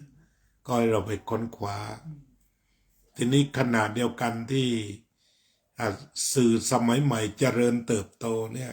สื่อเก่าอยู่ได้ไหมเช่นนิวยอร์กไทม์หรืออะไรเราก็ไปดูตัวเลขก็ยังขายวันหนึ่งเป็นล้านฉบับอยู่เหมือนกันก็ยังมีคนเหลืออ่านอยู่เหมือนกันอะไรเนี่ยก็ไปวิเคราะห์พวกนี้ก็อ่านทั้งวันทั้งคืนก็ให้1 คะแนนเก็บเป็นคะแนนเก็บระบบฝรั่งจะเป็นคะแนนเก็บทุกสัปดาห์จะเก็บแล้วให้เราทำงานแล้วก็ให้เราพัฒนาครูไม่เครียดถ้าพูดถึงความเครียดในเรียนอินเดียจะเครียดกว่าแต่ว่าต้องตุนความรู้เอาไว้แบบเรียกว่าทั้งหุบทั้งกระจายต้องมาเหมือนกัน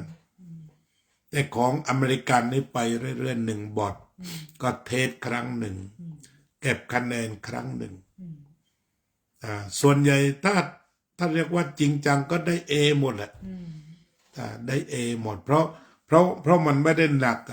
เอาเดี๋ยวเราไปเรียนมาแล้วสมมุติว่าวันนี้แล้วอาทิตย์หน้าก็สอบอย่างเงี้ย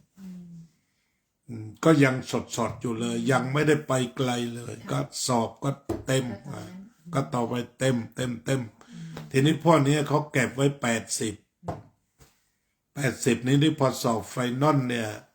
อาจารย์ก็จะอารมณ์ดีเอาโดนัทมาวางกาแฟมาวางขนมมาวางเนี่ยก็เรียกว่าเซเลบรชันเอากันอีกสัก10 กว่าคะแนนก็90หมดส่วนใหญ่ ก็เอขึ้นอย่างนั้น คือเขาเน้น happiness ถูกต้องเลย process เขาเนี่ยเป็น happiness นะแล้วเรียนสนุกเรียนเป็นความรู้ แต่ของอินเดียนั้นเราจำได้ว่าตอนนั้นมันพุ่งเป้าเลย3 ชั่วโมงต้องเขียนให้จบนะเพราะนั้นบางทีก็เขียนปากกาหลุดเป็นด้ามๆทิ้งไปเอาด้ามใหม่ลงมาในแง่ของการทำงาน เช่นอาจารย์ทำงานเช่นว่าพุทธศาสนากับการทำแท้งเนี่ยก็เป็นเปเปอร์เล็กๆกันใน Community College นานแล้วก็เรา English 1A ตอนนั้นไปเรียนเราก็เขียนรอบที่1แล้วก็ไปส่งครูอาจารย์เป็นคนทำงานไวพิมพ์มาอย่างดีอาจารย์ก็จะตรวจขีดต่างๆเนี่ยทั้งภาษาก็ให้เราหมดที่เป็นประโยชน์แล้วก็เสร็จแล้วได้75นี่อาจารย์บอกไว้ว่าถ้าอยากพัฒนาต่อไปแก้ไขพวกนี้มาดูได้ถ้าท่านขยันถ้าไม่ขยันก็75นะก็ทำไปได้ถึง96ครั้งที่2มาอีกดีขึ้นตกลงเปเปอร์นั้นคือได้96คะแนนหยุดตรงนั้นคือเขาให้เราพัฒนาให้ขยันน่ะเป็นไปตามกรรมน่ะถ้ามันขยันหมั่นเพียรนี่ก็ได้ผลเป็นที่น่าพึงใจเอาเพิ่มอะไรอีกไหมในเท่าที่ตอบได้ข้อแตกต่างระหว่างอินเดียกับอเมริกาแต่แน่นอนอยู่แล้วว่าเหมือนเพื่อนร่วมชั้นก็บรรยากาศก็ต่างกันอยู่แล้วใช่ไหมคะประเทศที่พัฒนาแล้วกับประเทศที่ยังมีคนที่ยากเข็นมากอยู่คือที่โน่นเขาใช้คนอย่างอินเดียใช้คนจนเป็นฐานหมายความว่าทุนการศึกษาได้เฉพาะคนจนทั้งหมดคนรวยเรียนเก่งเนี่ยไม่มีสิทธิ์คือออกมาเพราะคนจนทั้งหมดแต่ในหมายถึงว่าในเวลาที่พระอาจารย์เรียนกับคนที่จนสัดส่วนมากที่อินเดียค่ะความมีความสุขของคนกลุ่มนั้นกับบรรยากาศที่อเมริกาที่นักเรียนในห้องมีทั้งคนมีสตังค์และไม่มีสตังค์มันต่างกันไหมคะคือไม่ได้ต่างตรงระบบเพราะฉะนั้นคนรวยคนจนความสุขความทุกข์มันเป็นอีกหนึ่งเรื่องอย่างสมมติว่าคนจนเนี่ยเขามีความปรารถนาน้อยสมปรารถนาก็สุขแล้วเพราะฉะนั้นอย่างเหมือนคนจนอินเดียเขาไม่ได้ทุกข์อะไรนี่เขาก็แบกผักไปขายได้6 สลึง2 บาท3 บาทวันหนึ่ง5 รูปีสมัยนั้นเขาก็อยู่เย็นเป็นสุขแล้วหรือ10 รูปีใน10 รูปีนี่สุขยังไงข้าวสารรัฐบาลกำหนดไว้ก็แค่6 สลึงเนี่ยแล้วก็มันอีก6 สลึงก็พาไปผัดเครื่องแกงอีก50 ตังค์คือยังไม่ถึง10 บาทเขาก็ยังชีพทั้งครอบครัวคือของอินเดียคือมันเป็นไปทั้งระบบมันเขาดูแลสวัสดิการเต็มที่เหมือนกันทั้งระบบเอาอย่างสมมติว่าเกี่ยวกับเรื่องถ้าเป็นเรื่องของสุขภาพเนี่ยอเมริกาเนี่ยสู้อินเดียไม่ได้เขามี health center ในคนปวดท้องไปก็ไป health center ก็ได้รับยาเลยแต่ของอเมริกาเนี่ยถ้าปวดท้องนี่บางทีไปรอจนหายเองหรือว่าอาการหนักหรือจะตายต่อหน้าเขาจึงจะพาเข้าไปแต่ถ้ามันก็เฝ้าไปขนาดมีอินชัวรันคิวมันยาวแต่อินเดียเนี่ยก็จะมีเฮลท์แคร์วางเต็มไปหมด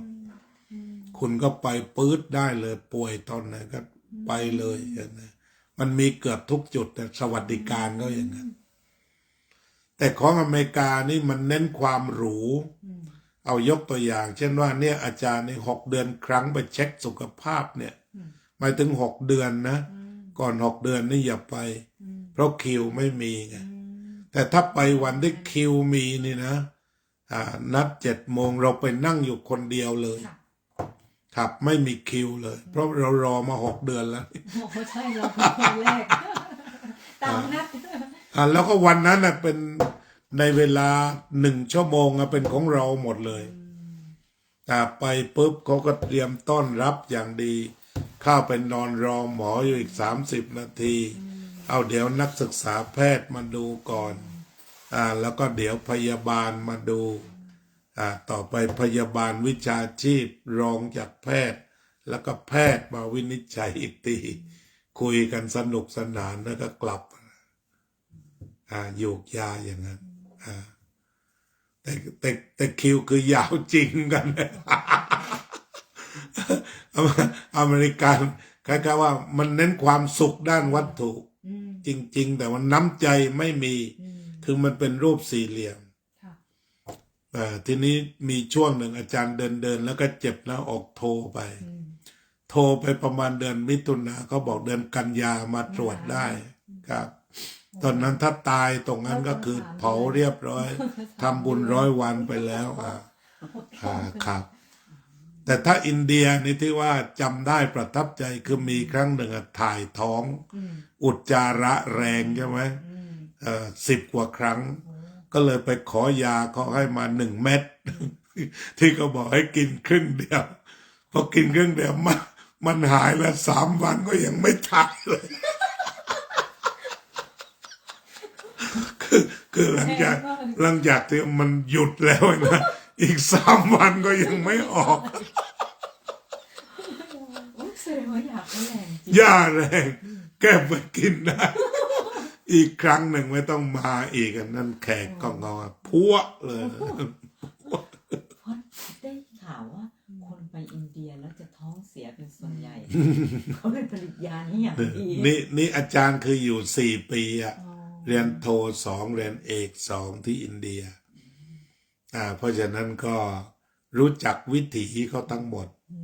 อยู่เมืองอะไรคะอาตมาเรียนปริญญาโทที่เมืองปูนา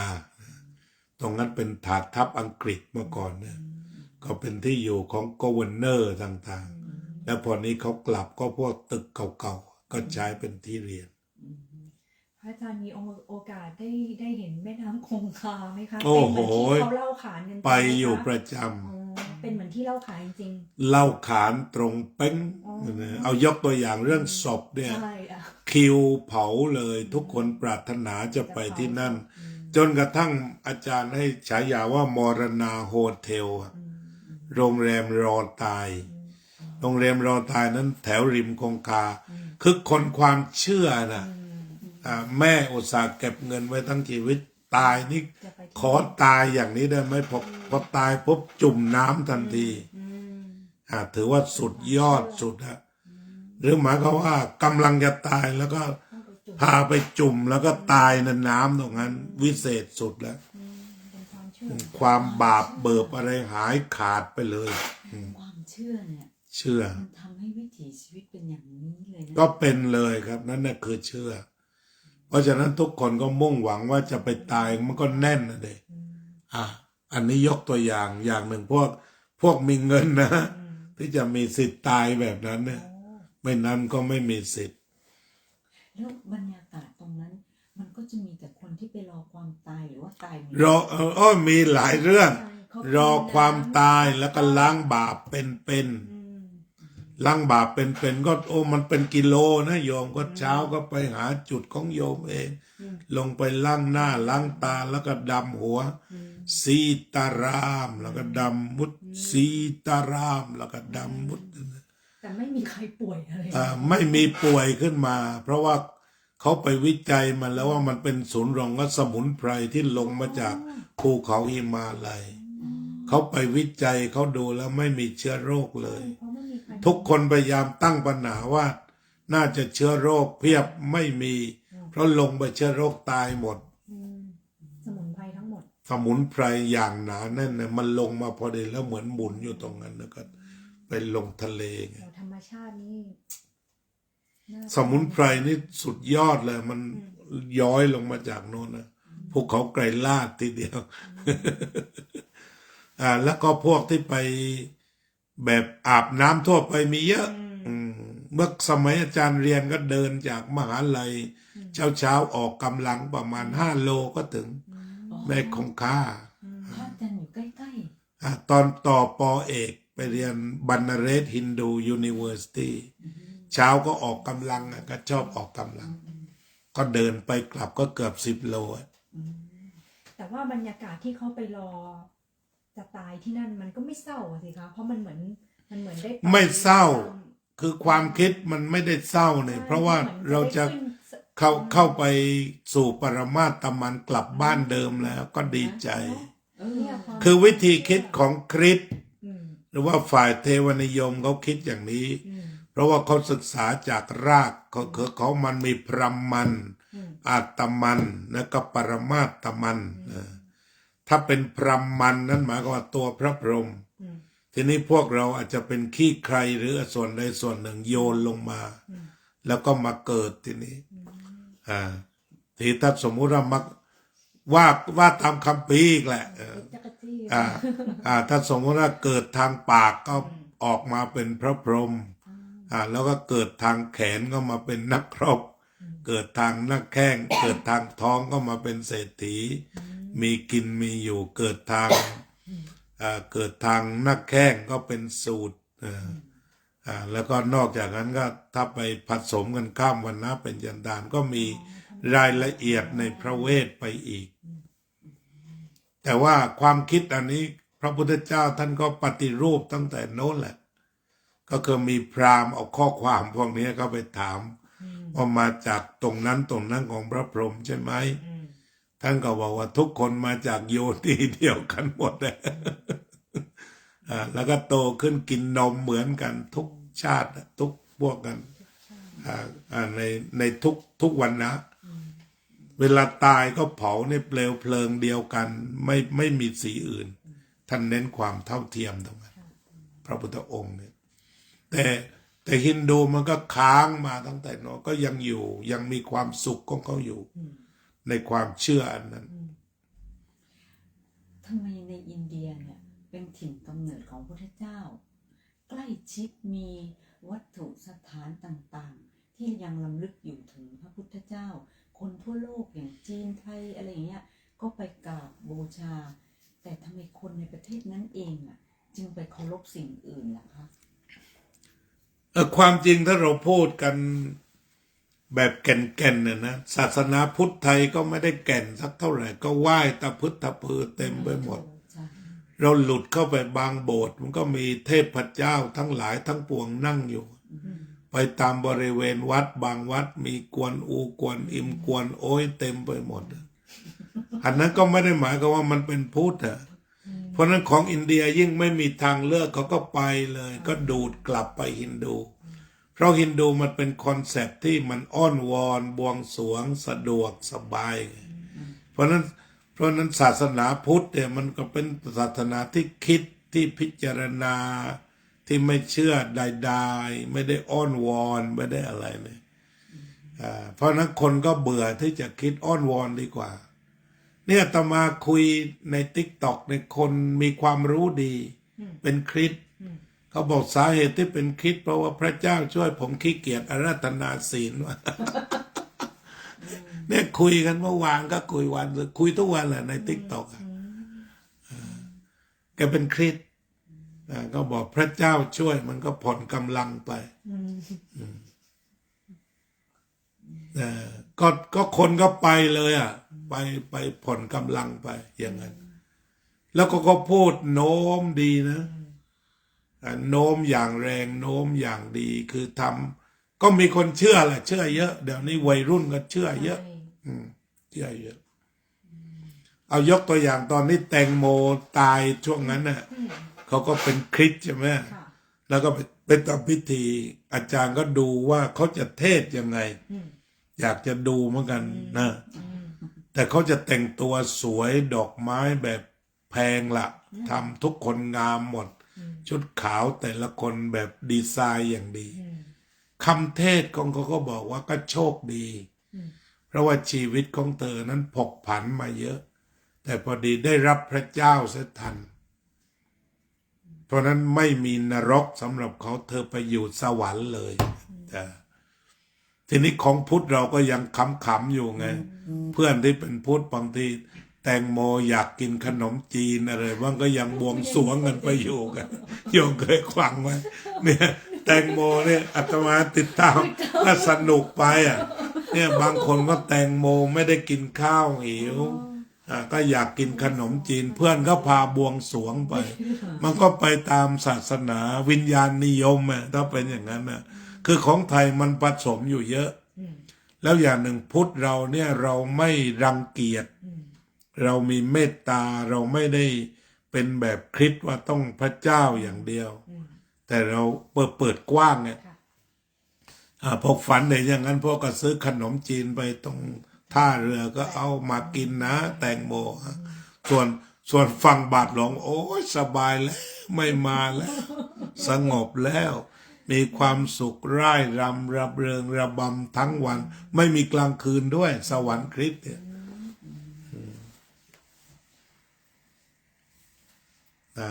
อันนั้นก็ความเชื่อที่เป็นไปแต่ละอย่างฉะนั้นของเขานี่คือพระพุทธเจ้าตรัสรู้แล้วสอน45 ปี45 ปีนี้ก็พวกกลุ่มปัญญาชนที่ใช้เหตุผลนะที่ยุคนั้นเองพระพุทธเจ้าเหมือนกับแหวกหญ้านะเพราะว่ามันมีศาสนาอยู่ถึง62ศาสนาเขาเรียกว่าทิฏฐิ62ไง62ศาสนา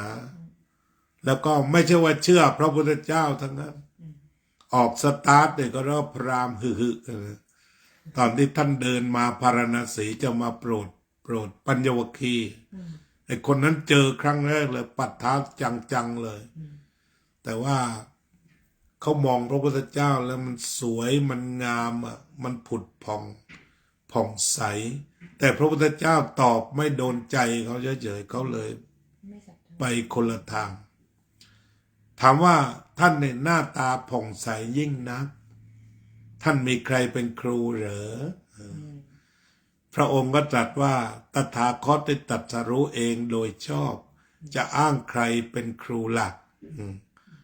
เขาภาษาบาลีก็แปลว่าถ้าแปลตรงตัวว่าคนนี้ฟังเสร็จเอาให้พอเถิดพ่อก็ตามสบายคือดูพระพุทธเจ้าเนี่ยตามบายตามสบายพอตอบอย่างนั้นก็ไม่ฟังอะไรอีกเลยไงก็แค่นั้นแหละที่ถามพระพุทธเจ้าว่าชื่ออะไรอีกทีหนึ่งก็บอกว่าชื่ออนันตชินะชื่อเขาเรียกฉันว่าอย่างนั้นแล้วแกก็จากกันไปแล้วก็รู้ว่าสุดท้ายท่านได้มาไหว้ศพตอนนี้ชื่ออุปการชีวกอะไรเนี่ยคือหมายความว่าไปมีครอบครัวไปหมดแล้วก็เป็นทุกข์ที่ก็ได้ข่าวว่าพระพุทธเจ้าในสอนเรื่องดับทุกข์ได้ไงเอามาก็ตายซะแล้วไงนั่นแหละมากราบได้มาพบไอ้ดอกไม้สวรรค์นะก็รู้แล้วว่าพระองค์ไม่มีแล้วฉะนั้นถ้าไม่ถึงเวลาเห็นไหมขนาดจ๊ะเอ๋คนแรกเลยเจอก่อนพระโกนทัญญะไงแล้วก็ฟังขัดหูไปซะอีกนะไม่ใช่ว่าถ้าเราเจอพระพุทธเจ้าเราจะตรัสรู้นี่ไม่ใช่นะถ้าไม่มีทางไม่มีของบุญไม่พอตั้งหลายปีกว่าจะมาเจอเมียให้เลี้ยงลูกไปสักหลายปีเนาะยังไม่เจอทุกข์เลยจะไปหาเพื่อนที่ชื่ออนันตชินะหน่อยเขาบอกพระพักขวานพระผู้มีพระภาคที่พอไปนี่ดอกไม้สวรรค์มันหล่นแล้วบอกดอกมณฑารบดอกใหญ่เลยใช้กลางหัวได้เลยฉะนั้นนี่เขาบอกว่าอยากให้พบพระพุทธเจ้าแล้วพบแล้วตอนนั้นนะคุณพร้อมหรือเปล่าใช่บางที ายังไม่ถึง อืม พูดไปก็ไม่เกิดประโยชน์ ไม่เกิดประโยชน์ ไม่ได้ แม้แต่มหาปัญจวัคคีย์เนี่ย มหาปัญจวัคคีย์เนี่ยตั้งใจอยู่คนเดียว ท่านโกณฑัญญะเท่านั้นเอง เพราะท่านเคยไปดูหมอมาตั้งแต่เด็กไงที่ท่านโกณฑัญญะนี่ก็สุดท้ายเหมือนก็เผาตำราหมอดูไปก่อนแล้วไงเพราะว่าบอกว่าพระองค์นี่จะตรัสรู้จะตรัสรู้เท่านั้นคือว่าวันที่ทำนายโชคชะตาของเจ้าชายสิทธัตถะมีพราหมณ์800 องค์เข้าไปทำนาย ทุกคนก็แทงกักทั้งหมดว่าถ้าไม่บวชก็เป็นจักรพรรดิแทงกักไปอย่างนั้นทีนี้แกหนุ่มกว่าเพื่อนแกอาจจะดวงคำนวณจริงก็บอกก็ไม่รู้ยกนิ้วเดียว บวชฟันธงนั่นนะแล้วแกก็เชื่อแกจริงก็ติดตาม วนเวียนอยู่แถวนั้นน่ะไม่ไปไหนก็ทั้งพอออกบวชเอาใช่เลยทีนี้เอาบอกก็ตามก็บอกบรรดาญาติหมอดูด้วยกันทั้ง5นะคนวัปปะพัตยามานามะอัสสชินี่พวกเชื้อสายหมอดูวันนั้นทั้งนั้นที่ไปกันนะแต่ทีนี้พอสุดท้ายหมอดูถอดใจเพราะว่าพระพุทธเจ้าในปฏิบัติแบบถึงที่สุดเลยจนกระทั่งว่าเหลือแต่ดูกันหนังก็ดูไม่มีวี่แววก็เรียกว่าแกก็ถอดใจหมอดูไปแล้วคือไม่เชื่อแล้วว่าตรัสรู้ก็เลยหนีไปเลยไงแต่ถ้าเชื่อก็ต้องดูดวงต่อใช่ไหมใกล้แล้วตอนนี้ใกล้แล้วนี่ตกแล้วจะขึ้นทีเดียวแต่นี่ไม่เอาสงสัยไม่ได้เรื่องแล้วไปดีกว่า ไปเพราะนั้นที่พระโกณฑัญญะคือเผาตำราทิ้งก่อนแล้วก็ไปไงเขาทำนำหมอดูก่อนเพราะว่าไม่เชื่อนะอีกแต่นี้เผาไปแล้วพระพุทธเจ้าตรัสรู้นี่จะไปเก็บกลับมาไม่ได้เลยเป็นโสดาบันไงคือเลิกเชื่อไปแล้วไงเขาไม่มีศีลพัตตปรมาสแล้วเขาก็เตรียมตรัสรู้เขาเหมือนกันแล้วไงก็หมายความว่าวิชาหมอดูมัน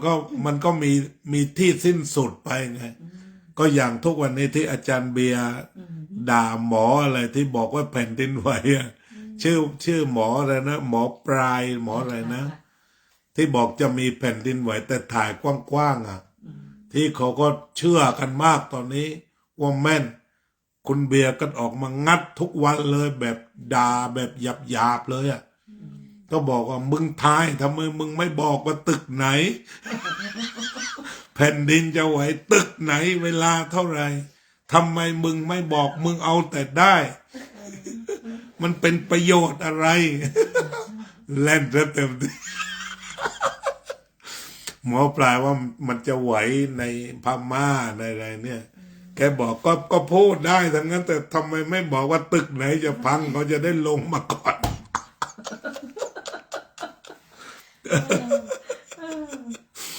บางทีหลายก๊กอย่างนี้ก็เหนื่อยเหมือนกันนะสู้กันเองเนี่ยเบียร์ไม่ได้หลับได้นอนครับด่าหมอดูเปิดดูกี่คลิปไม่ได้ไปไหนนั่งด่าหมอดูอย่างเดียวคือเขาอาจจะมาเพื่อถ่วงสมดุลก็ได้ค่ะคือถ้าไม่มีหมอเบียร์เกิดขึ้นมาเนี่ยคนก็จะมูเตลูกันเต็มเลยนะคะตอนนั้นในประเทศไทยบวงสรวงกันเต็มไปหมดเลยแต่พูดเนี่ยมันก็คือพูดภาษาตรงคือมันพูดภาษาคนได้ขึ้นไอโฮงไอหากันได้ทำให้วัยรุ่นก็ยังชั่วหน่อยคือมันไม่เครียดกันไงคือด่าแล้วหัวเราะกันแบบนักเลงกันนะอันนี้3-4 วันคลิป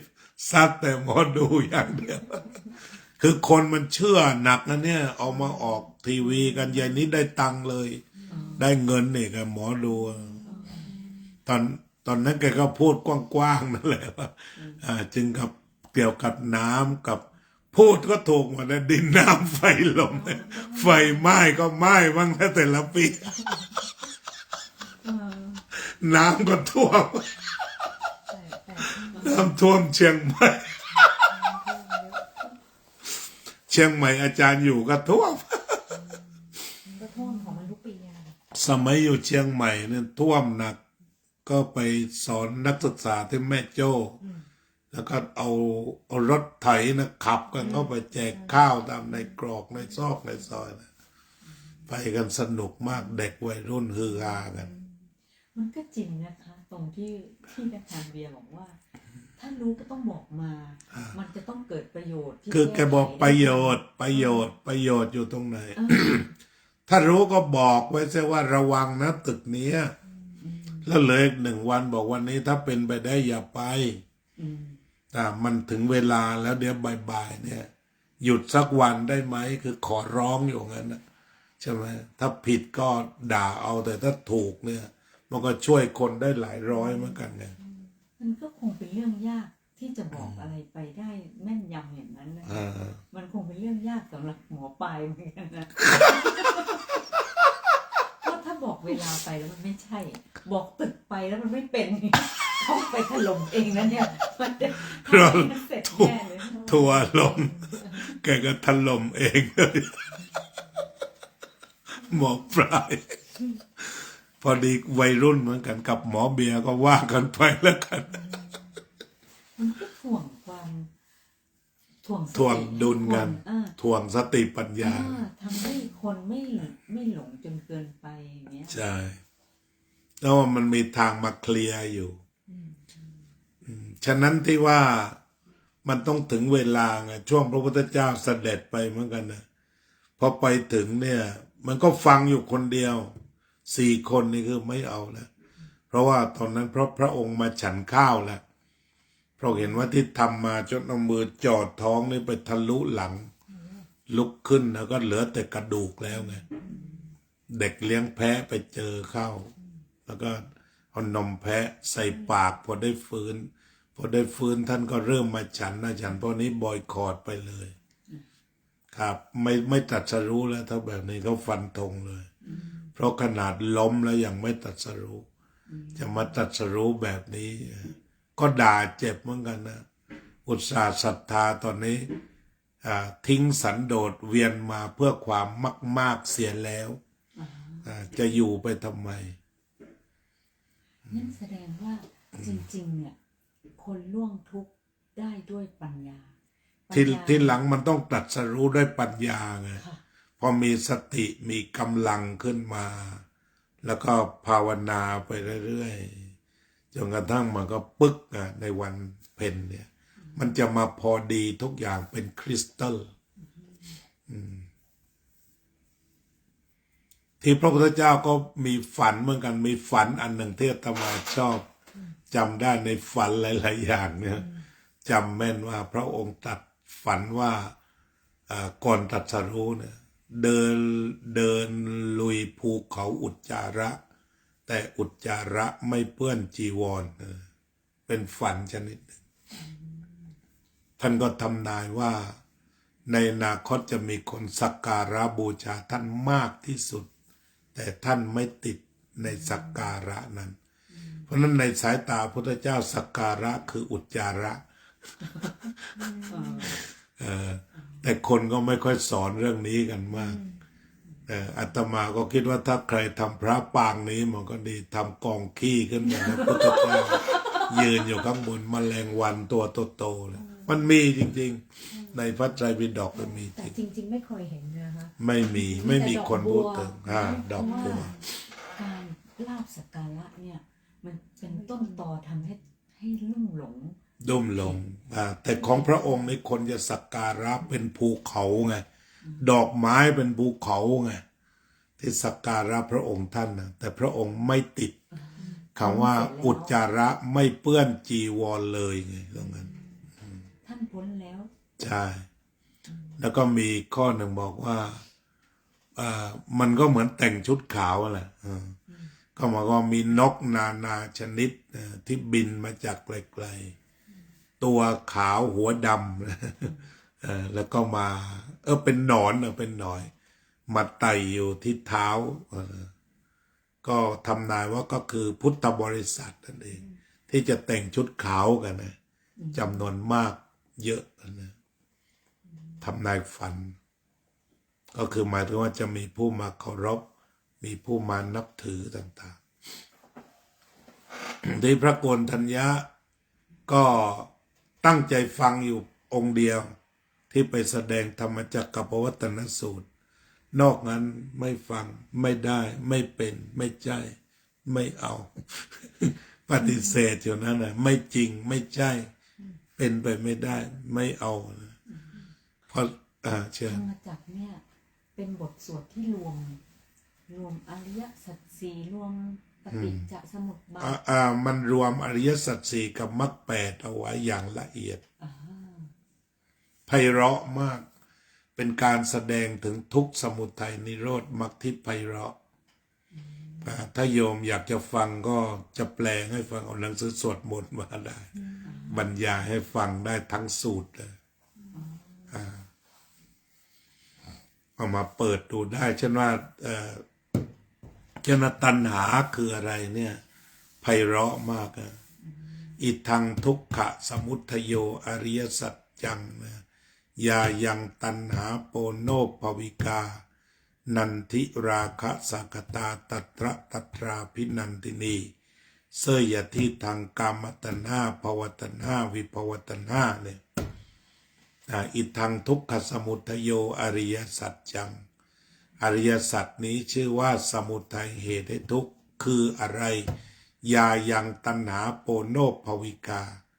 คือตัณหาที่จะนำไปเกิดใหม่ปุณะแปลว่าอีกภาวะแปลว่าตัณหาที่จะนำไปเกิดแล้วกตัณหานั้นนะคืออะไรตัวนี้แจ่มแจ้งแดงแจ๋โปโนภวิกานันทิราคะสหคตาหมายความว่านันทิบวกกับราคะเท่ากับตัณหาเป็นสูตรออกมาแสดงว่าความเผลอเพลินหลง ความ ไป เพลิน ในบวกกับบวกกับราคะ บวกกับ นันทิบวกกับราคะเท่ากับตัณหานันทิก่อนนันทิเป็นแดนเกิดก่อน แต่ต้องบวกกับราคะเท่ากับตัณหาเพราะนั้นถ้าถามว่าตัณหามาจากไหนก็เป็นสูตรคณิตศาสตร์ออกมาเลยนันทิบวกกับราคะเท่ากับตัณหาที่ตัณหาก็มีกามตัณหาภวตัณหาวิภวตัณหากามตัณหากับภวตัณหาก็คือฝ่ายบวกฝ่ายอยากได้อยากมีอยากเป็นทีนี้วิภวะไม่อยากได้ไม่อยากมีไม่อยากเป็นก็คือหมายความว่าทีนี้พระองค์ก็ไปตรัสอีกเช่นว่า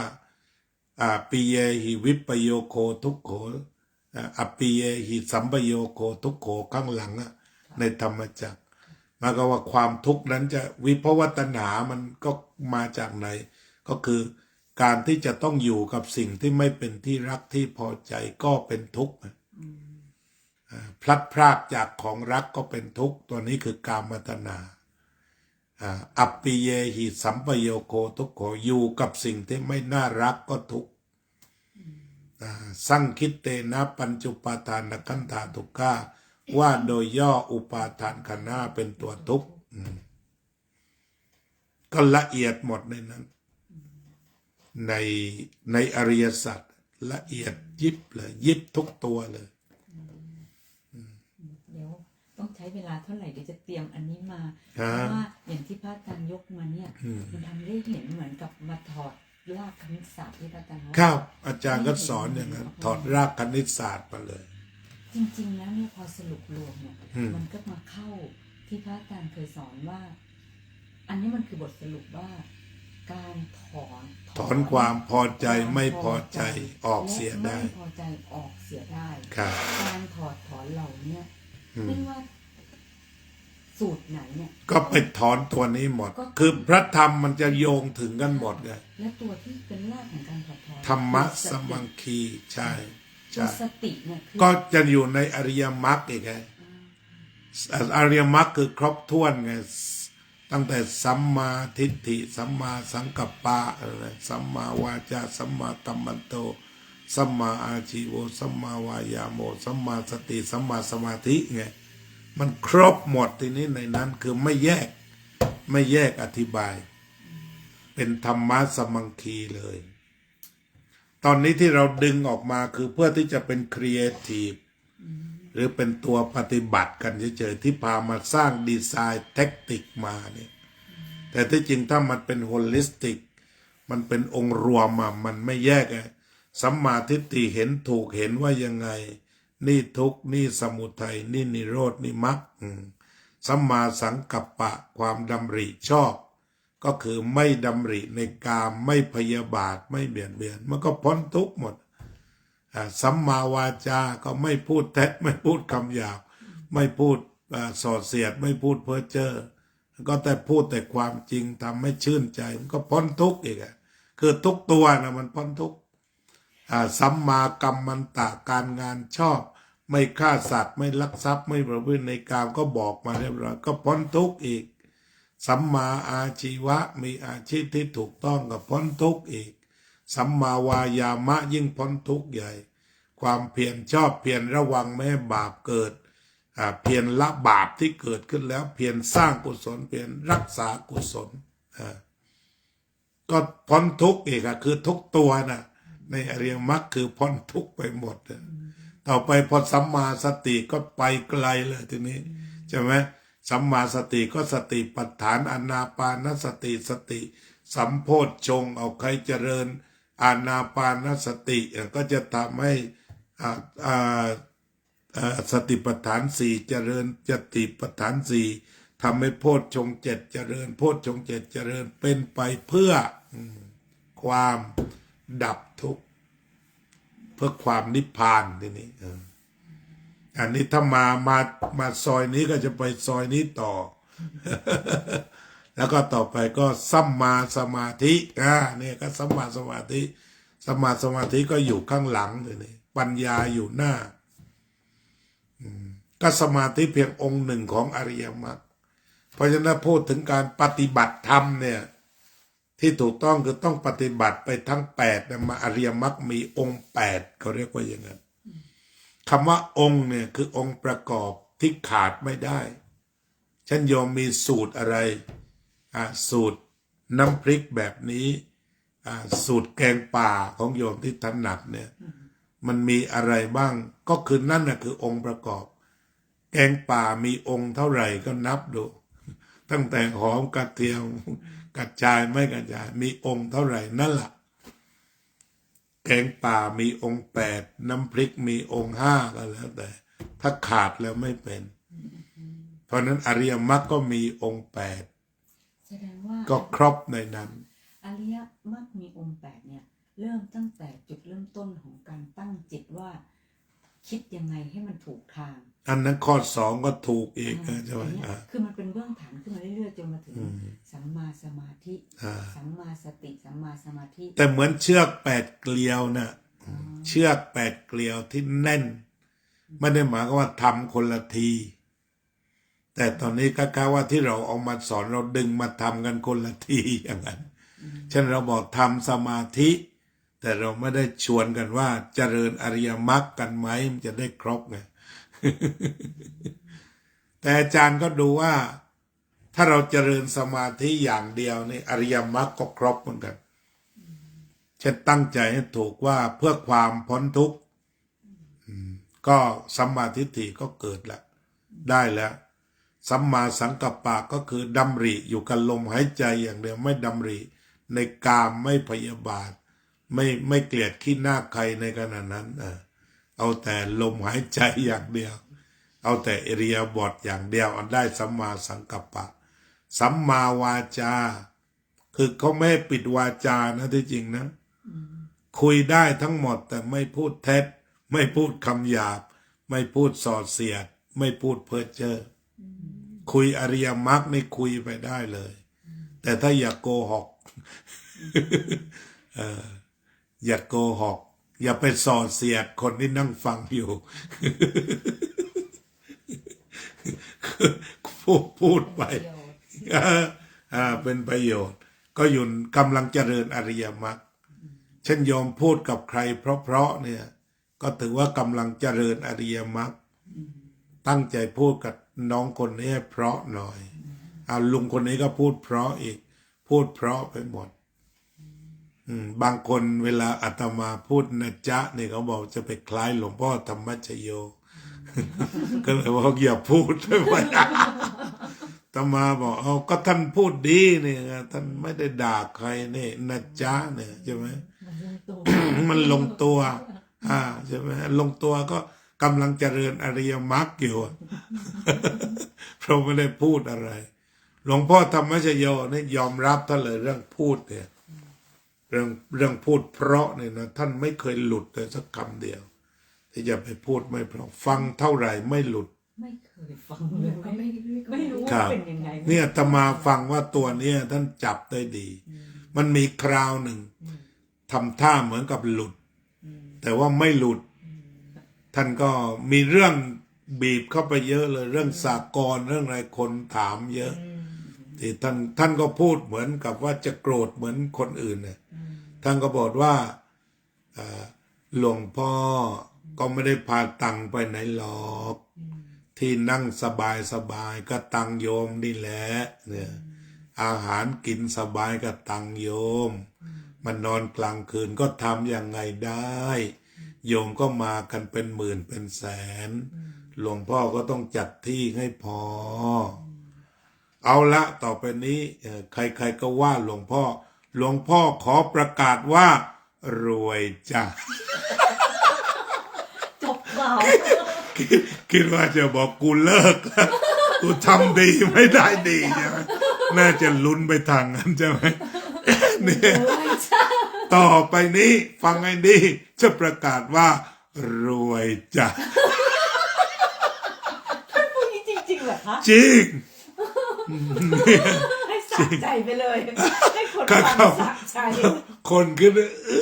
เอาแล้ว รวยจ้ะ เราไม่เคยฟังเลย ไม่ นะ เคยเลยนะ อาตมาฟังเยอะอาตมาฟังมากเลย คือฟังทุกสำนักอ่ะเป็นคนฟังทุกสำนักไม่ได้รังเกียจใคร ฟังแล้วอาจารย์ก็ถือกฎรับรู้ดูเห็นปล่อยวางรับรู้ดูเห็นปล่อยวาง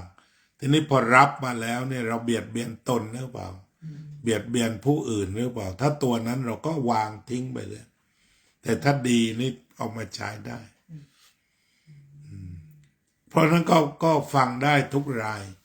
ฟังได้ทุกคนแล้วก็เรามาทำมาเป็นธรรมวิจยะมีโยมเข้ามาอีก2-3 คนทักทายโยมโจ้โยมระเบียบโยมวีซูนคุณประสิทธิชัยครุฑกาดโยมสิเรียมชัยสิริโยมดวงสมรวงลิ่มโยมแคนธนาเข้ามาเยอะอยู่เข้าออกอยู่หลายชั่วโมงแล้วเนี่ย ฉะนั้นก็อย่างอริยมรรคมีองค์8การพูดจาดีมีประโยชน์เสมอนี่คืออยู่ในมรรคเลยนะเนี่ยพูดดีไม่เกลี้ยวกราดไม่เท็จไม่หยาบไม่ส่อเสียดไม่เพ้อเจ้อเนี่ยถ้าอยู่ในกรอบอันนี้ก็ถือว่ากำลังเดินในมรรคก็จะไม่ไปกระทบกระทั่งใคร ฉะนั้นการทำสมาธิเนี่ยมันก็ได้หมดทุกข้อนะสัมมาทิฏฐิสัมมาสังกัปปะสัมมาวาจาสัมมากัมมันตะสัมมาอาชีวะสัมมาวายามะก็ภาคเพียรสัมมาสติสัมมาสมาธิก็เดินมรรคก็ได้ตรงนี้ก็ถือว่าเดินในอริยมรรคมีองค์8ก็คือเริ่มต้นด้วยตัวปัญญาแล้วก็ศีลสมาธิสัมมาทิฏฐิสัมมาสังกัปปะก็เป็นตัวปัญญาส่วนสัมมาสัมมาวาจาสัมมากัมมันตะสัมมาอาชีวะก็เป็นตัวศีลสัมมาวายามะสัมมาสติสัมมาสมาธิก็เป็นตัวสมาธิ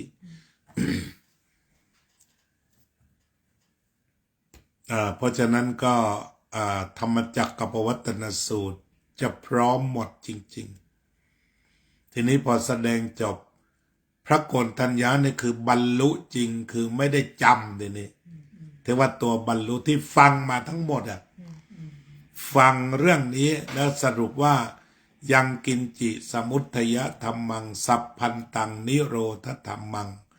สิ่งใดสิ่งหนึ่งเกิดขึ้นจากเหตุเป็นธรรมดาดับไปเพราะเหตุเป็นธรรมดาพระพุทธเจ้าว่าฮันแน่นี่ได้ดวงตาเห็นธรรมแล้ว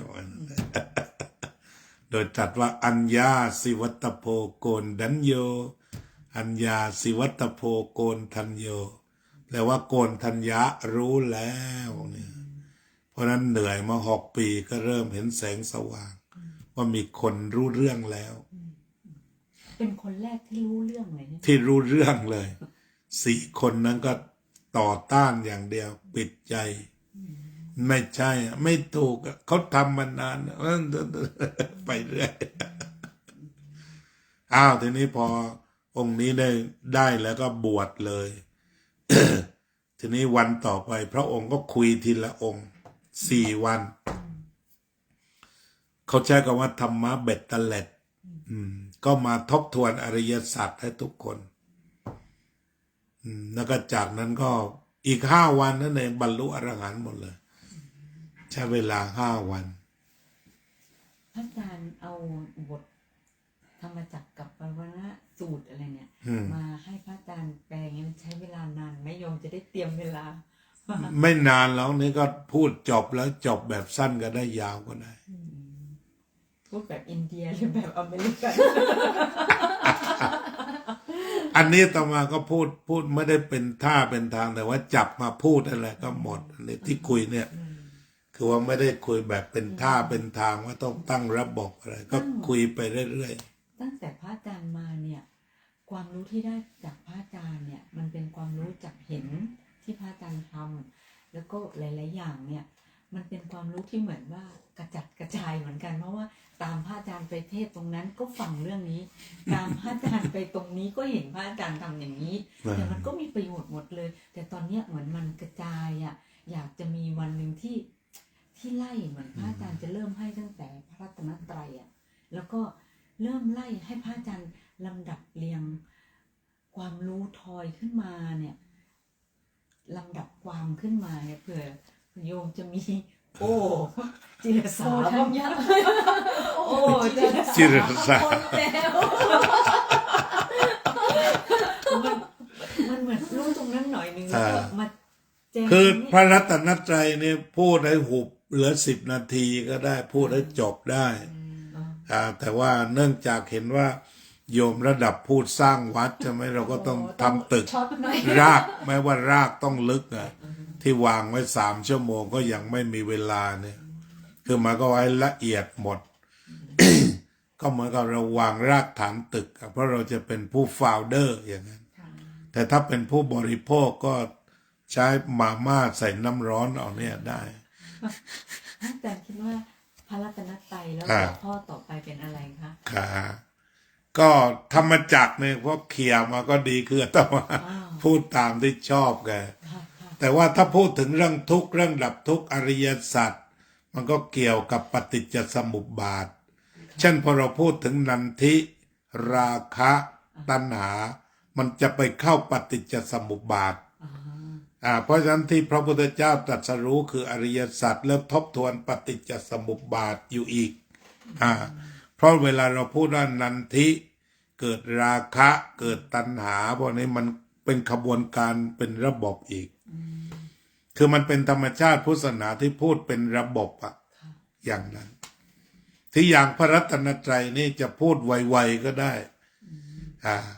ไวๆก็คือเราต้องตั้ง definition ก่อนอันนี้มาจากระบบแขกโดยตรงเนี่ย นะมาจากระบบแขกบวกด็อกเตอร์เพราะฉะนั้นที่ฟังอาตมาแล้วไปยาวๆเพราะจบปริญญาเอกเนี่ยมีปัญหาตรงนี้เหมือนกัน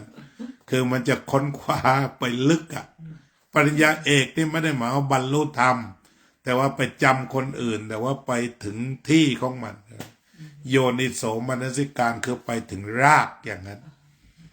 นักลักษณะปริญญาเอกก็เป็นอย่างนั้น แล้วแบบอินเดียด้วยทีนี้วิธีพูดแบบอินเดียที่จะเขียน30 หน้าหรือให้จบ5 บรรทัดนี่ก็ได้ไม่ได้เป็นปัญหาเอาแบบอ่อนๆก่อนใช่ไหม วันนั้นก็พูดพระรัตนตรัยเนี่ย เราก็พูด3 ทาง เริ่มพูดแล้วจับเวลาได้เลยเนี่ย 1. พระรัตนตรัยแบบพระพุทธปฏิมา ก็คือเป็นสัญลักษณ์ของพระมหากรุณาคุณวิสุทธิคุณพระปัญญาคุณแต่ถ้าเป็นชาวพุทธระมัดระวังอย่าอ้อนวอนใส่เข้าไป แต่ถือว่าทุกครั้งที่เห็นปุ๊บในปัญญากรุณาบริสุทธิ์จะต้องเข้ามาอยู่ในหัวใจของเราอันนี้จบแล้วพระพุทธเจ้าแบบที่ 1 ทีนี้พอมาแบบที่ 2พระพุทธเจ้าที่เป็นคนที่เป็นคนอยู่ในประวัติศาสตร์ อาจารย์ก็เขียนจบไป500 หน้าพอดีแหละประมาณนั้นเล่มใหญ่ชื่อพุทธวิถีก็ค้นคว้าว่าการบรรลุธรรมของพระองค์นั้นไม่ใช่มาจากเทวราชองค์ใดแต่พระองค์นั้นตรัสรู้เพราะทดลองเองเพราะทดลองทุกสิ่งทุกประการที่มนุษย์พึงมียิ่งใหญ่กว่านักวิทยาศาสตร์เพราะนักวิทยาศาสตร์ใช้หนูใช้กระต่ายแต่พระองค์นั้นใช้ตัวพระองค์เองเช่นวันไหนกลัวผีนี่มีเหมือนกันเพราะนั้นกลัวตรงไหนยืนดูตรงนั้นกลัวตรงไหนยืนดูตรงนั้นจนหายกลัวตอนทดลองชนิดทุกขกริยาถ้าร้อนก็อยู่ก็ร้อนไปเลยหนาวเอาลงไปแช่น้ำดีกว่า เวลานอนบนหนามใช้หนามวางแล้วก็ใบไม้วางคือทรมานมาหมดแล้วไงอันนั้นไอ้ตัวนี้อาจารย์ก็เก็บรวบรวมไม่หมดเรียกว่าพุทธวิถีในเว็บไซต์ก็มีเป็นหนังสือเล่มใหญ่ๆก็ตั้งใจว่าจะให้คนอ่านก่อนนอนนั่นเอง เพราะนั้นโดยสรุปก็คือพระพุทธเจ้าที่เป็นบุคคลนี้เป็นไอดอลของการทำจริงพูดง่ายๆศึกษาจริงค้นคว้าจริงทุ่มเทภาคเพียรพยายามไม่เสร็จไม่เลิกนะแม้แต่วันตรัสรู้ใช่ไหมแม้จะเลือดเนื้อเหือดแห้งไปหมดเหลือกระดูกกองอยู่ตรงนี้ก็จะไม่เลิกถ้าไม่บรรลุอันนี้ครั้งสุดท้ายทีนี้ถ้าเรามาศึกษาพระพุทธเจ้าก็วิธีตั้งสัจจะก็ไม่ถึงกับว่าเลือดเนื้อเหือดแห้งเราทำให้มันเสร็จ อย่าโดดกลางทางก็แค่นั้นคือพอศึกษาเสร็จเรามาประยุกต์ว่าวิถีของพุทธองค์นี้เราจะขอเอามาใช้สักเท่าไหร่เอามาใช้ตรงไหนเอาคำวิธีประยุกต์ใช้เช่นยกตัวอย่างสมัยหนึ่งเนี่ยพระพุทธเจ้าเนี่ยถูกพราหมณ์นิมนต์ไปแล้วก็ลืมสุดท้ายชาวกองเกวียนก็ถวายอาหารที่ฉันก็คือข้าวที่เตรียมไว้ให้ม้าน่ะแต่จำเป็นต้องเอามาถวายพระแล้วก็ใส่น้ำผักดองใช่ไหมฉันอยู่3 เดือนหลายองค์บอกว่าเดี๋ยวจะเหาะไปบิณฑบาตจากนั้นจะดำดินไปเก็บของอย่างดีมาบอกไม่ต้องนี่แหละเวลาแบบนี้แหละได้ธรรมะเจริญก็ฉันในข้าวม้าคือข้าวตากแล้วก็พามาแช่น้ำแล้วก็ป่นด้วยน้ำผักดองทีนี้สมมติว่าอาตมาเรียนมาเพราะนั้นอาตมาไม่เคยกลัวความลำบากยังไงก็ฉันดีกว่าพระพุทธเจ้าทุกมือ จะไม่ใช่หมิ่นประมาทแต่ว่าพระองค์นั้นลำบากกว่าเราเยอะเพราะนั้นไปเจออะไรก็นึกถึงตรงนี้ก็มีพลังมีกล้วยนาวาตั้ง3 ลูกมื้อนี้พอแล้ว แล้วมีขนมปังอีก1 ชิ้นก็แล้วแต่มันมีมากตรงนี้เอามาเป็นพลังนี่วิธีประยุกต์อย่างนี้แต่พระพุทธเจ้าในทำงานหนักวันหนึ่งท่านนั่งคำนวณจะประมาณ16 ชั่วโมงถึง18 ชั่วโมงไปเลยฉันตื่นเช้าตี 4ท่านต้องดูญาณชาลังเครือข่ายคือพระญาณใครลำบากไปช่วยคนนั้นแล้วก็จนกระทั่งเที่ยงคืนเทวดามาฟังเทศน์แล้วท่านก็ได้พักอยู่ในฌานจนตี 4ก็ลุกขึ้นทำงานอย่างนั้น45 ปีแล้วพอใกล้จะปรินิพพานมีคนขอฟังเทศน์อีกก็เทศน์จนเอ็นพระวรกายที่เราเรียกว่าบรมครู ช่ไหมครูธรรมนาเกษียณ60ครูเมกาไปเรื่อยๆกันแล้วกัน แล้วแต่จะไปรับโซเชียล80ก็ได้แต่พระพุทธเจ้านี่เกษียณก่อนแล้วก็ไม่นานก็เข้าปรินิพพานเลย เรียกว่าทำงานจนตายถ้าภาษาคนฉะนั้นบางคนถามว่าโอ้ยเป็นชาวพุทธขี้เกียจบ้างซึมเศร้าไม่ใช่เราก็เอาไอเดียมาไม่ได้บอกว่าหยุดทำงานพระพุทธเจ้าทำจนตายถ้าเราจะเอาวิธีประยุกต์แบบโมเดิร์นสมัยใหม่พระเจ้าทำจนตายไม่ได้เคยหยุด แต่ไม่ทุกข์เราทำจนตายนี่เราทำด้วยกิเลสไงกำไรขาดทุนมันปั่นหัวเราใช่ไหมแต่ถ้าสมมุติเหมือนโยมเจ้าของร้านอาหารนี่พลิกใจทีเดียวนะไม่ทุกข์ไปตลอดชีวิตก็ถือว่าเราทำโรงทานนะแต่บุญก็ได้ไส้ก็ไม่แห้งพอดีพอพูดถึงคำว่าโรงทานโยมก็มักจะบล็อกว่า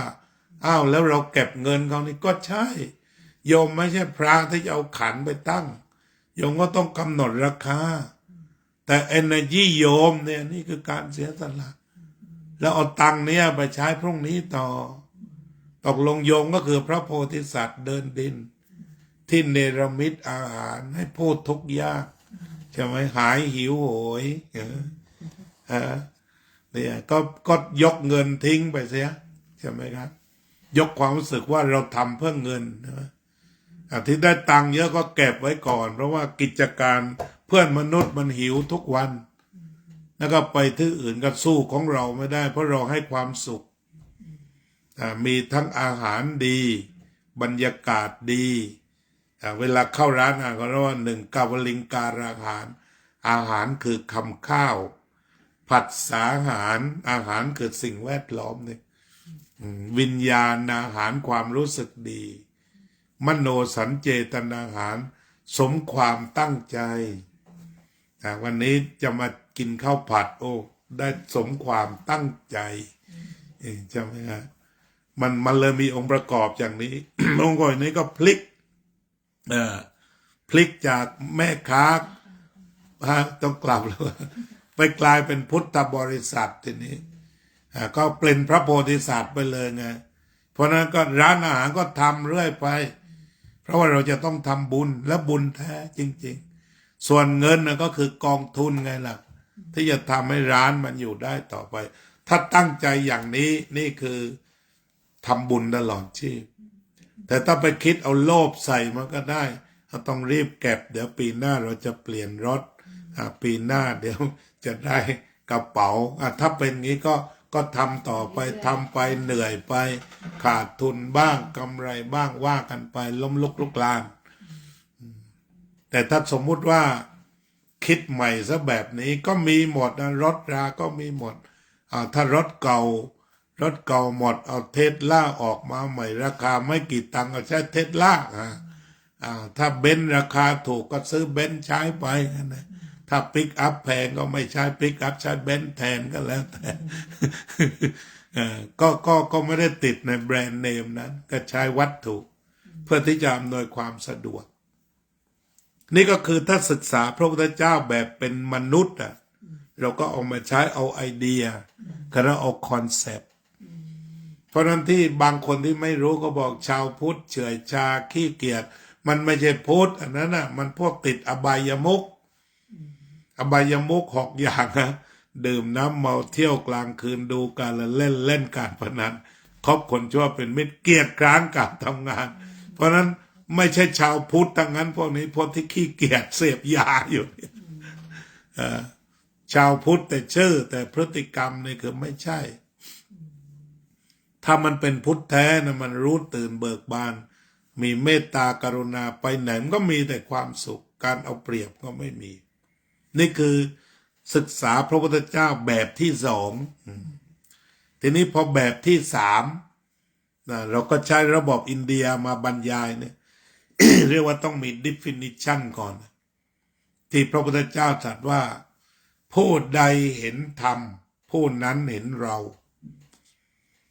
ผู้ใดเห็นธรรมผู้นั้นเห็นเราฉะนั้นเวลาโยมนั่งสมาธิปุ๊บรู้สึกสงบก็คือเห็น พระพุทธเจ้าทันที เพราะเห็นธรรมแล้วนี่เป็นต้นหรือว่าเวลายิ้มแย้มแจ่มใสกับคนอื่นเรารู้สึกถึงพระมหากรุณาก็พระพุทธเจ้าประทับอยู่กับเราแล้วเพราะนั้นพระพุทธเจ้าองค์จริงนี่ไม่ได้เคยตายจากอยู่กับเราตลอดไม่ต้องทำเหรียญแขวนท่านก็อยู่ด้วยทันทีที่เราระลึกถึงพระองค์ท่านเป็นผู้รู้ผู้ตื่นผู้เบิกบานและจำตรงนี้ว่าเห็นธรรมเห็นเราเห็นธรรมเห็นเราจับตรงนี้ไว้เนี่ยพระรัตนตรัยพระพุทธะเนี่ยพระพุทธเจ้าองค์จริงไม่เคยตายเพราะพระธรรมปรากฏอยู่แค่ปลายจมูกนี่เองแล้วแต่จะประดิษฐานตรงไหนท่านไม่ว่า ไม่ต้องใช้เงินแพงๆฉะนั้นอาจารย์บอกว่าถ้าเราอยากสร้างพระดีๆนะตื่นเช้าขึ้นมาเราก็พุทโธซะเท่าอายุไปได้เห็นพระองค์เลยพุทเข้าโธออกพุทเข้าโธออกสติคอยบอกว่ารู้ตื่นเบิกบานฝึกแล้วฝึกอีกฝึกจนชำนาญรู้ตื่นเบิกบานทุกลมหายใจก็พบพุทธะตลอดทีนี้พอเราใกล้ตายเราไม่ต้องมีใครมากระซิบที่หูแล้วเราก็พุทธของเราเองเหมือนยานอวกาศอะเรียกว่าปลดก็ไปเลยออกจากสถานียานอวกาศกลับโลกเลยอันนี้พุทธะที่ว่าจะอธิบาย3 ชั่วโมงก็จบแล้วครับจบแล้วก็พุทธะไปจอดตรงถือว่าพระพุทธเจ้าองค์จริงแล้วต่อจากพระรัตนตรัยพระอาจารย์จะโปรดสอนอะไรคะก็เช่นว่าเราก็คุยกันอย่างอริยสัจกับปฏิจจสมุปบาทเท่าที่เคยเสนอมาเพราะมันโยงกันไงว่าตัณหาเกิดยังไงอย่างนี้ตัณหาตัวเดียวเนี่ยมันก็เกิดทั้งขบวนมันเป็นปฏิจจสมุปบาทไงที่ถ้าดับอวิชชาก็ตัณหาก็ดับทีนี้ย่อแล้วก็เลิกสอนแบบปฏิจจ2 นาทีก็ได้เหมือนกัน มันมีอวิชชาตัณหาอุปาทานอันนี้หุบแล้วจากการที่ใหญ่เนี่ย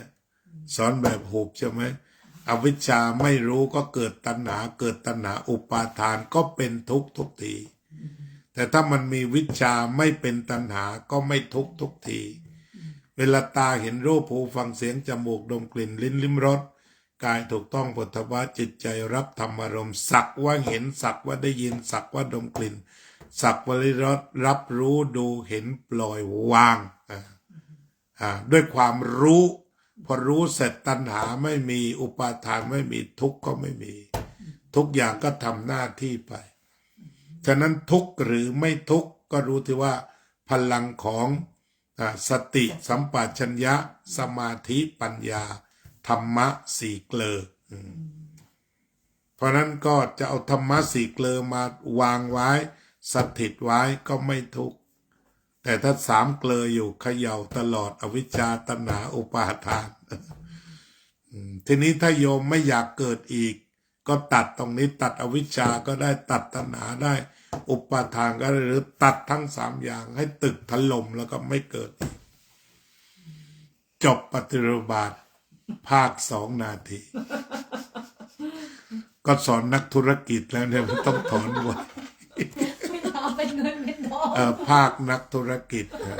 แล้วเข้าใจไหมที่พูดพอเห็นต่างไหมเข้าใจแต่ว่ามันเหมือนเห็นภาพสเก็ตนะคะแต่ว่ามันไม่ได้เห็นความทำได้จริงโดยละเอียดแบบนี้ค่ะอย่างภาพที่พูดเนี้ยมันก็รู้เพราะเราก็เคยอ่านมาบ้างไงแต่นี่คำว่าวิชากับอวิชชาเนี่ยจะทำให้เป็นวิชาเนี่ยอันเนี้ยมันละเอียดนะคะก็อย่างนี้ก็แล้วกันเอาแบบชนิดหยาบง่ายๆก็คือวิชาก็คือตัวสตินะสติก็เป็นตัววิชาตัวโมหะก็เป็นตัวอวิชชาฉะนั้นเวลาผัสสะนี่ผัสสะด้วยสติหรือผัสสะด้วยอวิชชาฉะนั้นอานาปานสติสติปัฏฐานคือดีเทลของการเข้าไปจัดการให้เกิดวิชาอยู่ตลอดฉะนั้นที่โยมจะ มีการไหว้แบบสติปัฏฐานอะไรต่างที่เขาประดิษฐ์ท่าขึ้นมาเนี่ยนั่นก็คือเป็นไปเพื่อเกิดวิชาให้เห็นว่าอยู่กับวิชาเป็นอย่างนี้นะแล้วทุกข์ไม่ตามมานะอย่างนั้นการเดินจงกรมต่างๆที่เรามาในสถานที่ที่ฝึกก็เพื่อที่จะรู้ว่าเมื่อมีวิชาแล้วอวิชชาไม่มีก็คือสตินั่นเองก็มาลงที่หลวงพ่อพุทธทาสว่าความทุกข์จะไม่โผล่ถ้าไม่โง่เรื่องผัสสะความทุกข์เกิดไม่ได้ถ้าเข้าใจเรื่องผัสสะความทุกข์เกิดที่จิตถ้าเห็นผิดเรื่องผัสสะก็มาดูแลตรงนี้ก็คือจะเป็นสติปัฏฐานจะเป็นอานาปานสติก็มาชุมนุมกันที่นี่หมดถ้ามันมาชุมนุมกันแล้วทุกข์ก็ไม่เกิดแต่ถ้าว่าอีกอย่างหนึ่งมันมาถ้าโมหะมาทุกครั้งก็มาเป็นหางมาทุกเกิดที่จะพร้อมทั้งหมดเพราะเชื้อดีมากเหมือนเชื้อทำขนมปังใส่หยดเดียวก็บึ้มเลยนะที่โยมพูดถึงการเกิดใหม่ก็เหมือนเชื้อขนมปังเขาเอามานิดเดียวเชื้อเข้าหมักอย่างนี้นิดเดียวหรือสมัยที่อยู่อินเดียทำโยเกิร์ตฉันเองเนี่ยคล้ายๆว่าง่ายนิดเดียวเราก็เขาก็จะมาซื้อเขามาขายนมสดเลยนะนมสดรีดจากนมควายตรงนั้นเลยนะ2 บาทนี่ก็ใส่ให้แล้วเราก็พาไปต้มพอต้มได้อ่อนๆเสร็จนี่ก็เอาโยเกิร์ตที่กินเหลือเมื่อวานเนี่ยช้อนเดียวใส่เข้าไปพอบ่ายก็ได้โยเกิร์ตเต็มหม้อเลยมันเป็นแพร่เชื้อเหรอคะใช่แต่ไม่รู้ที่นี่มันตายแล้วหรือยังของอินเดียทำกินเองมันเปรี้ยวแล้วทำให้ท้องเสียหรือเปล่าหรือว่าเปรี้ยวไม่เสียก็ฉันนะโยเกิร์ตนะโยเกิร์ตแบบที่โยมซื้อมาในรสชาติเหมือนกันสดจุลินทรีย์ไม่ต้องทำเองหรอกพี่ไม่ต้องไปดูเพราะอาจารย์ยังมีอยู่แต่นี่เล่าให้ฟังว่าเนี่ยเชื้อที่เกิดมันเป็นอย่างเงี้ยหยดนิดเดียวที่อุปมาให้ฟังก็ใช่ที่เกิดใหม่ทำอย่างไรจึงรักษาจิตใจให้เบิกบานอยู่เสมอเหมือนพระอาจารย์เนี่ยก็มีสติสติตัวเดียวเนี่ยทำให้จิตเบิกบานนะคะก็สติสัมปชัญญะสมาธิปัญญา4 ตัวแต่สติตัวเดียวพอเลยตัวเดียวรักษาทั้งชีวิตถ้ามาสติปัฏฐานก็ค่อยเพิ่มตัวอื่นเข้ามาเยอะๆมันก็แล้วแต่งานที่เราจะทำเช่นบางอย่างก็ต้องใช้ปัญญาด้วยอะไรด้วยแต่เราก็ต้องตุนเอาไว้ไงเราต้องมีธรรมะหลายอย่างก็เวลาจะใช้อะไรก็ดึงตัวนั้นมาใช้ธรรมวิจยะเอาวิจัยดูซิว่าอะไรมันเหมาะมันเป็นสัปปายะกับเราต่างๆขอบพระคุณพระอาจารย์โยมมีอะไรเพิ่มเติมไหมวันนี้ยังค่ะเดี๋ยวกลับไปย่อขับมา5 ชั่วโมงไปกลับ10 ชั่วโมงถือว่าเอาจริงเนี่ยมีศรัทธาแล้ววันนี้เป็นไงพอรู้เรื่องไหมที่คุยมาเกือบ2 ชั่วโมงกว่าแล้วเนี่ยวันนี้ก็ได้อะไรหลายอย่างเหมือนอย่างเช่นที่พระอาจารย์ย่อให้เนี่ยค่ะย่อได้ละเอียดได้แล้วแต่อาจารย์ถ้าเขาจัดกรุ๊ปก็เป็นนักพูดไม่ใช่เป็นนักปฏิบัติเขาว่าอย่างนั้นเป็นนักพูดไม่ได้เป็นนักปฏิบัติที่มาถึงจะต้องจี้อย่างเดียวถ้านักปฏิบัติเขามีชุดความคิดมาให้แล้ว1 2 3 4อย่างนั้นไม่พูดมากเขาบอกจะฟุ้งค่ะทีนี้ถ้าเกิดอาจารย์จะมีบทบาทอย่างนั้นถ้ามีคนพร้อมก็ไม่พูดเลยก็ได้นะเอาทั้งวันได้เหมือนกันแต่มันหาคนพร้อมยากถ้าสมัครพร้อมจริงก็ได้อยู่แต่เห็นว่าการอธิบายแบบนี้ถ้าเข้าใจมันก็คนก็เอาไปใช้ได้ใช่ค่ะเพราะว่าการไปทำเองมันได้ผลลึกจริงแต่ว่ามันใช้เวลาการฟังพระอาจารย์เนี่ยเหมือนพระอาจารย์ผ่านและย่อยมาเรียบร้อยแล้วเราประหยัดเวลาที่เราต้องไปด้นจนมันร ใช่ต้องไปอ่านหลายเล่มอาตมาหุบเหลือเล่มเดียว ใช่ฟังพระอาจารย์เนี่ยถ้ามีความรู้เดิม ก็นี่อย่างเขาถามว่าอะไรไปเกิดอย่างเงี้ย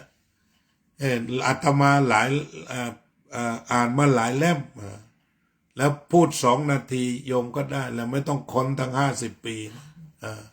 ฉันถามว่าไปเกิดใหม่อะไรไปเกิดอย่างเงี้ยเราก็มักจะเจอพระตอบพระมัวกันใช่ไหมไม่ชัวร์แต่เรารวมทุกสูตรเนี่ยคือ1มีกรรม2ยังมีวิญญาณ3มีตัณหา4มีเจตนา5มีอวิชชาก็เกิดถ้าพวกนี้หมดpower พวกนี้หมดก็คือไม่เกิดนะอันนี้ก็คืออาตมาก็ทำห่อมาเรียบร้อยแล้ว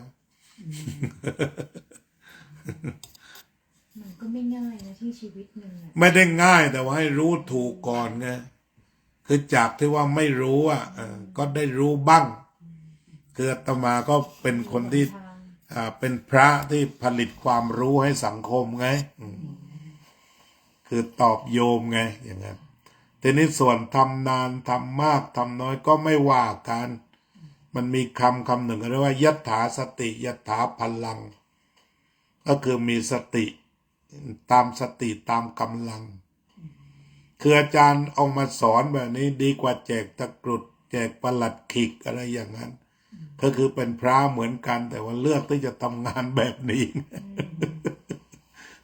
คือพระก็ต้องทำงานอยู่แล้ว แต่ก็ไปเอาคำที่อ่านมาเล่าให้โยมฟังเดี๋ยววันนี้ต้องกราบลาพระอาจารย์เดี๋ยวพรุ่งนี้มาใหม่ค่ะ พรุ่งนี้จะมาประมาณไหน พรุ่งนี้ตอนก็ประมาณอย่างนี้ยค่ะแต่ว่า ได้ พรุ่งนี้ ที่จะพาน้องมาแล้ว ก็พรุ่งนี้เดี๋ยวถามเขาอีกทีเขาเคยบอกว่าเป็นวันจันทร์ อ๋อ หรือเนี่ยเดี๋ยวต้องไปถามเขาแต่ว่าจากที่เขาจะว่าปฏิเสธก็ไม่เชิงวันนั้นเขาเคยบอกว่าแม่ให้ปฏิบัติธรรมกับพระอาจารย์เจียมครั้งล่าสุดเนี่ยเขาบอกว่าเตรียมชุดขาวนะเดี๋ยวมาเขาก็เตรียมแล้วแต่พอถึงเวลาเนี่ยเขามีความเหมือนไม่เต็มใจอะไรเงี้ย อ๋อ แล้วทีนี้โยมก็เลยบอกว่าถ้าไม่เปิดใจเนี่ยอย่าทำมันจะไม่ได้ผลอะไรเลย รอให้เขาตึงเวลา แต่นี้เขาก็ให้เลือกถ้าจะกลับบ้านเดี๋ยวจะไปส่งให้ตัดสินใจเอง แล้วเขาก็พูดมาว่าพลอยทำกับแม่หลายครั้งแล้ว ไม่เห็นมันได้ประโยชน์อะไรเลยโยมก็เลยตอบให้ว่าใช่เพราะว่าแม่เห็นแล้วว่าถ้าพลอยทำอย่างเนี้ยมันไม่เกิดประโยชน์หรอกอย่าทำเลยกลับไปนอนดีกว่า แต่ว่าถ้าพลอยไม่ได้ทำมันจริงเหมือนพลอยเห็นห่อของเนี่ยพลอยเห็นแต่ห่อแต่พลอยไม่เคยแกะห่อเนี่ยแล้วหยิบขนมในห่อเนี่ยเข้าไปกินจริงๆเลยยอมเขียนแค่ห่อแล้วก็ไม่ทันเปิดดูดีพลอยก็ไม่ชอบถ้าพลอยลองเปิดห่อขนมหยิบกินเข้าไปเนี่ยให้ได้รสชาตินั้นจริงๆคือได้ทำมันแล้วจริงๆเนี่ยพลอยถึงจะตอบได้ว่าขนมนี้อร่อยมีประโยชน์หรือไม่ประโยชน์พลอยจะตอบได้ด้วยตัวเองเพราะฉะนั้นถ้าพลอยยังไม่ทันหยิบมันกินแต่พลอยแล้วพลอยบอกว่าทำแล้วไม่ได้ผลมันคือยังไม่ได้ทำมันจริงยังไม่ได้ทำมันสุดบอกไม่ได้หรอกว่าอันนี้มีประโยชน์กับพลอยหรือเปล่าก็เมื่อพลอยพร้อมพลอยก็ค่อยทำแต่นี้ไม่รู้อาจจะไว้คุยตอนมารอบหน้าก็ได้เขาอยาก จะ มา มี แล้ว เว ตอน ลา เนี้ยโยมอยากให้พระอาจารย์เพราะว่าเขาวันนั้นไม่รู้เขาเห็นพระอาจารย์คุยอะไรสักอย่างเนี่ยก็นั่งคุยเขาก็อยู่ตรงนั้นวันเกิดเขาได้ฟังอะไรสักอย่างไม่รู้เราก็คุยกับเด็กเขารู้สึกเปิดใจแล้ววันนั้นก็เลยถามเขาว่าพระอาจารย์ก็ใกล้จะกลับแล้วนะก็แล้วแต่พลอยแต่แม่คิดว่าสิ่งเนี้ยมันเป็นประโยชน์ต่อให้วันหนึ่งแม่ไม่ได้อยู่ตรงนี้แล้วพลอยก็จะหยิบประโยชน์อันเนี้ยมาอยู่กับตัวพลอยและใช้ได้ทั้งชีวิต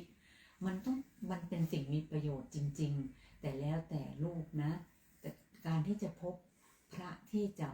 ผู้ที่จะมาบอกในเรื่องเหล่านี้และเราเอามาใช้ประโยชน์ได้ไม่ง่ายไม่ได้มีเยอะท่านเรียนมาถึงตรงนี้แล้วเนี่ยลูกจะลองมาฟังไหม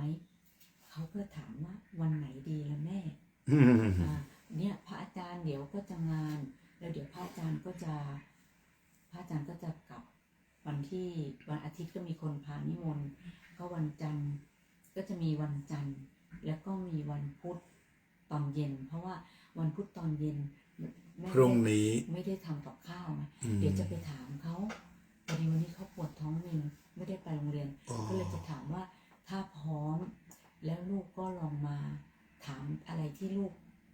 สงสัยหรือว่าคิดว่าจะได้ประโยชน์คุยทั่วๆไปกับพระอาจารย์ ทั่วไปนี่แหละให้มี question มา ให้เขาเปิดใจได้ว่า ครับ ก็แล้วแต่เขาก็เป็นเด็กที่มีความคิดเห็นส่วนตัวนะคะเป็นเด็กที่ลึกซึ้ง ลองดู อยากให้เขาได้เปิดใจในวันหน้าที่สามารถเอาความรู้ทางเนี้ยไปเป็นโยมอายุเยอะแล้วไงวันหนึ่งโยมจะต้องทิ้งเขาไว้ในโลกเนี้ยโยมอยาก จะฝากเขาไว้กับพระธรรม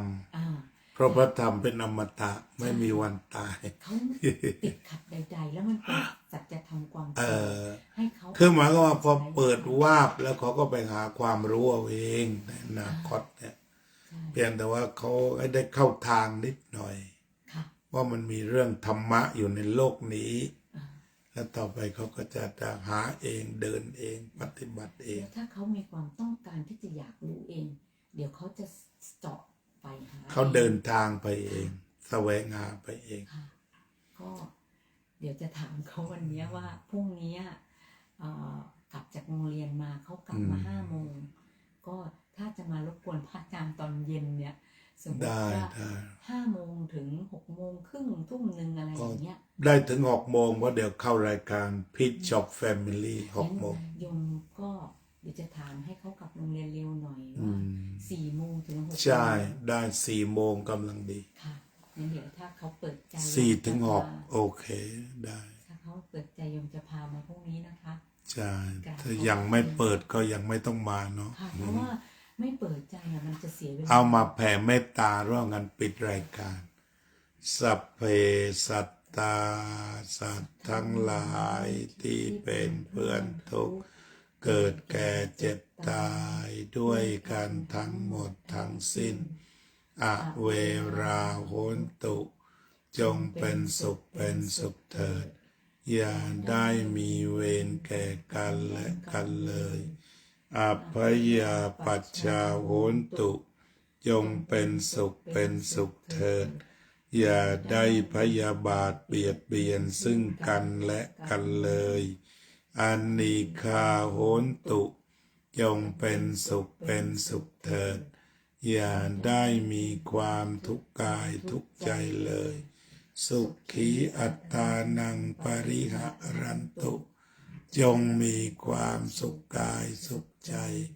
รักษาตนให้จากทุกภัยทั้งสิ้นเถิดอรหังสัมมาสัมพุทโธภควาพุทธังภวันตังอภิวาเทมิสวากขาโตภควตาธัมโมธัมมังนามัสสามิสุปฏิปันโนภควโตสาวกสังโฆสังฆังนะมามิ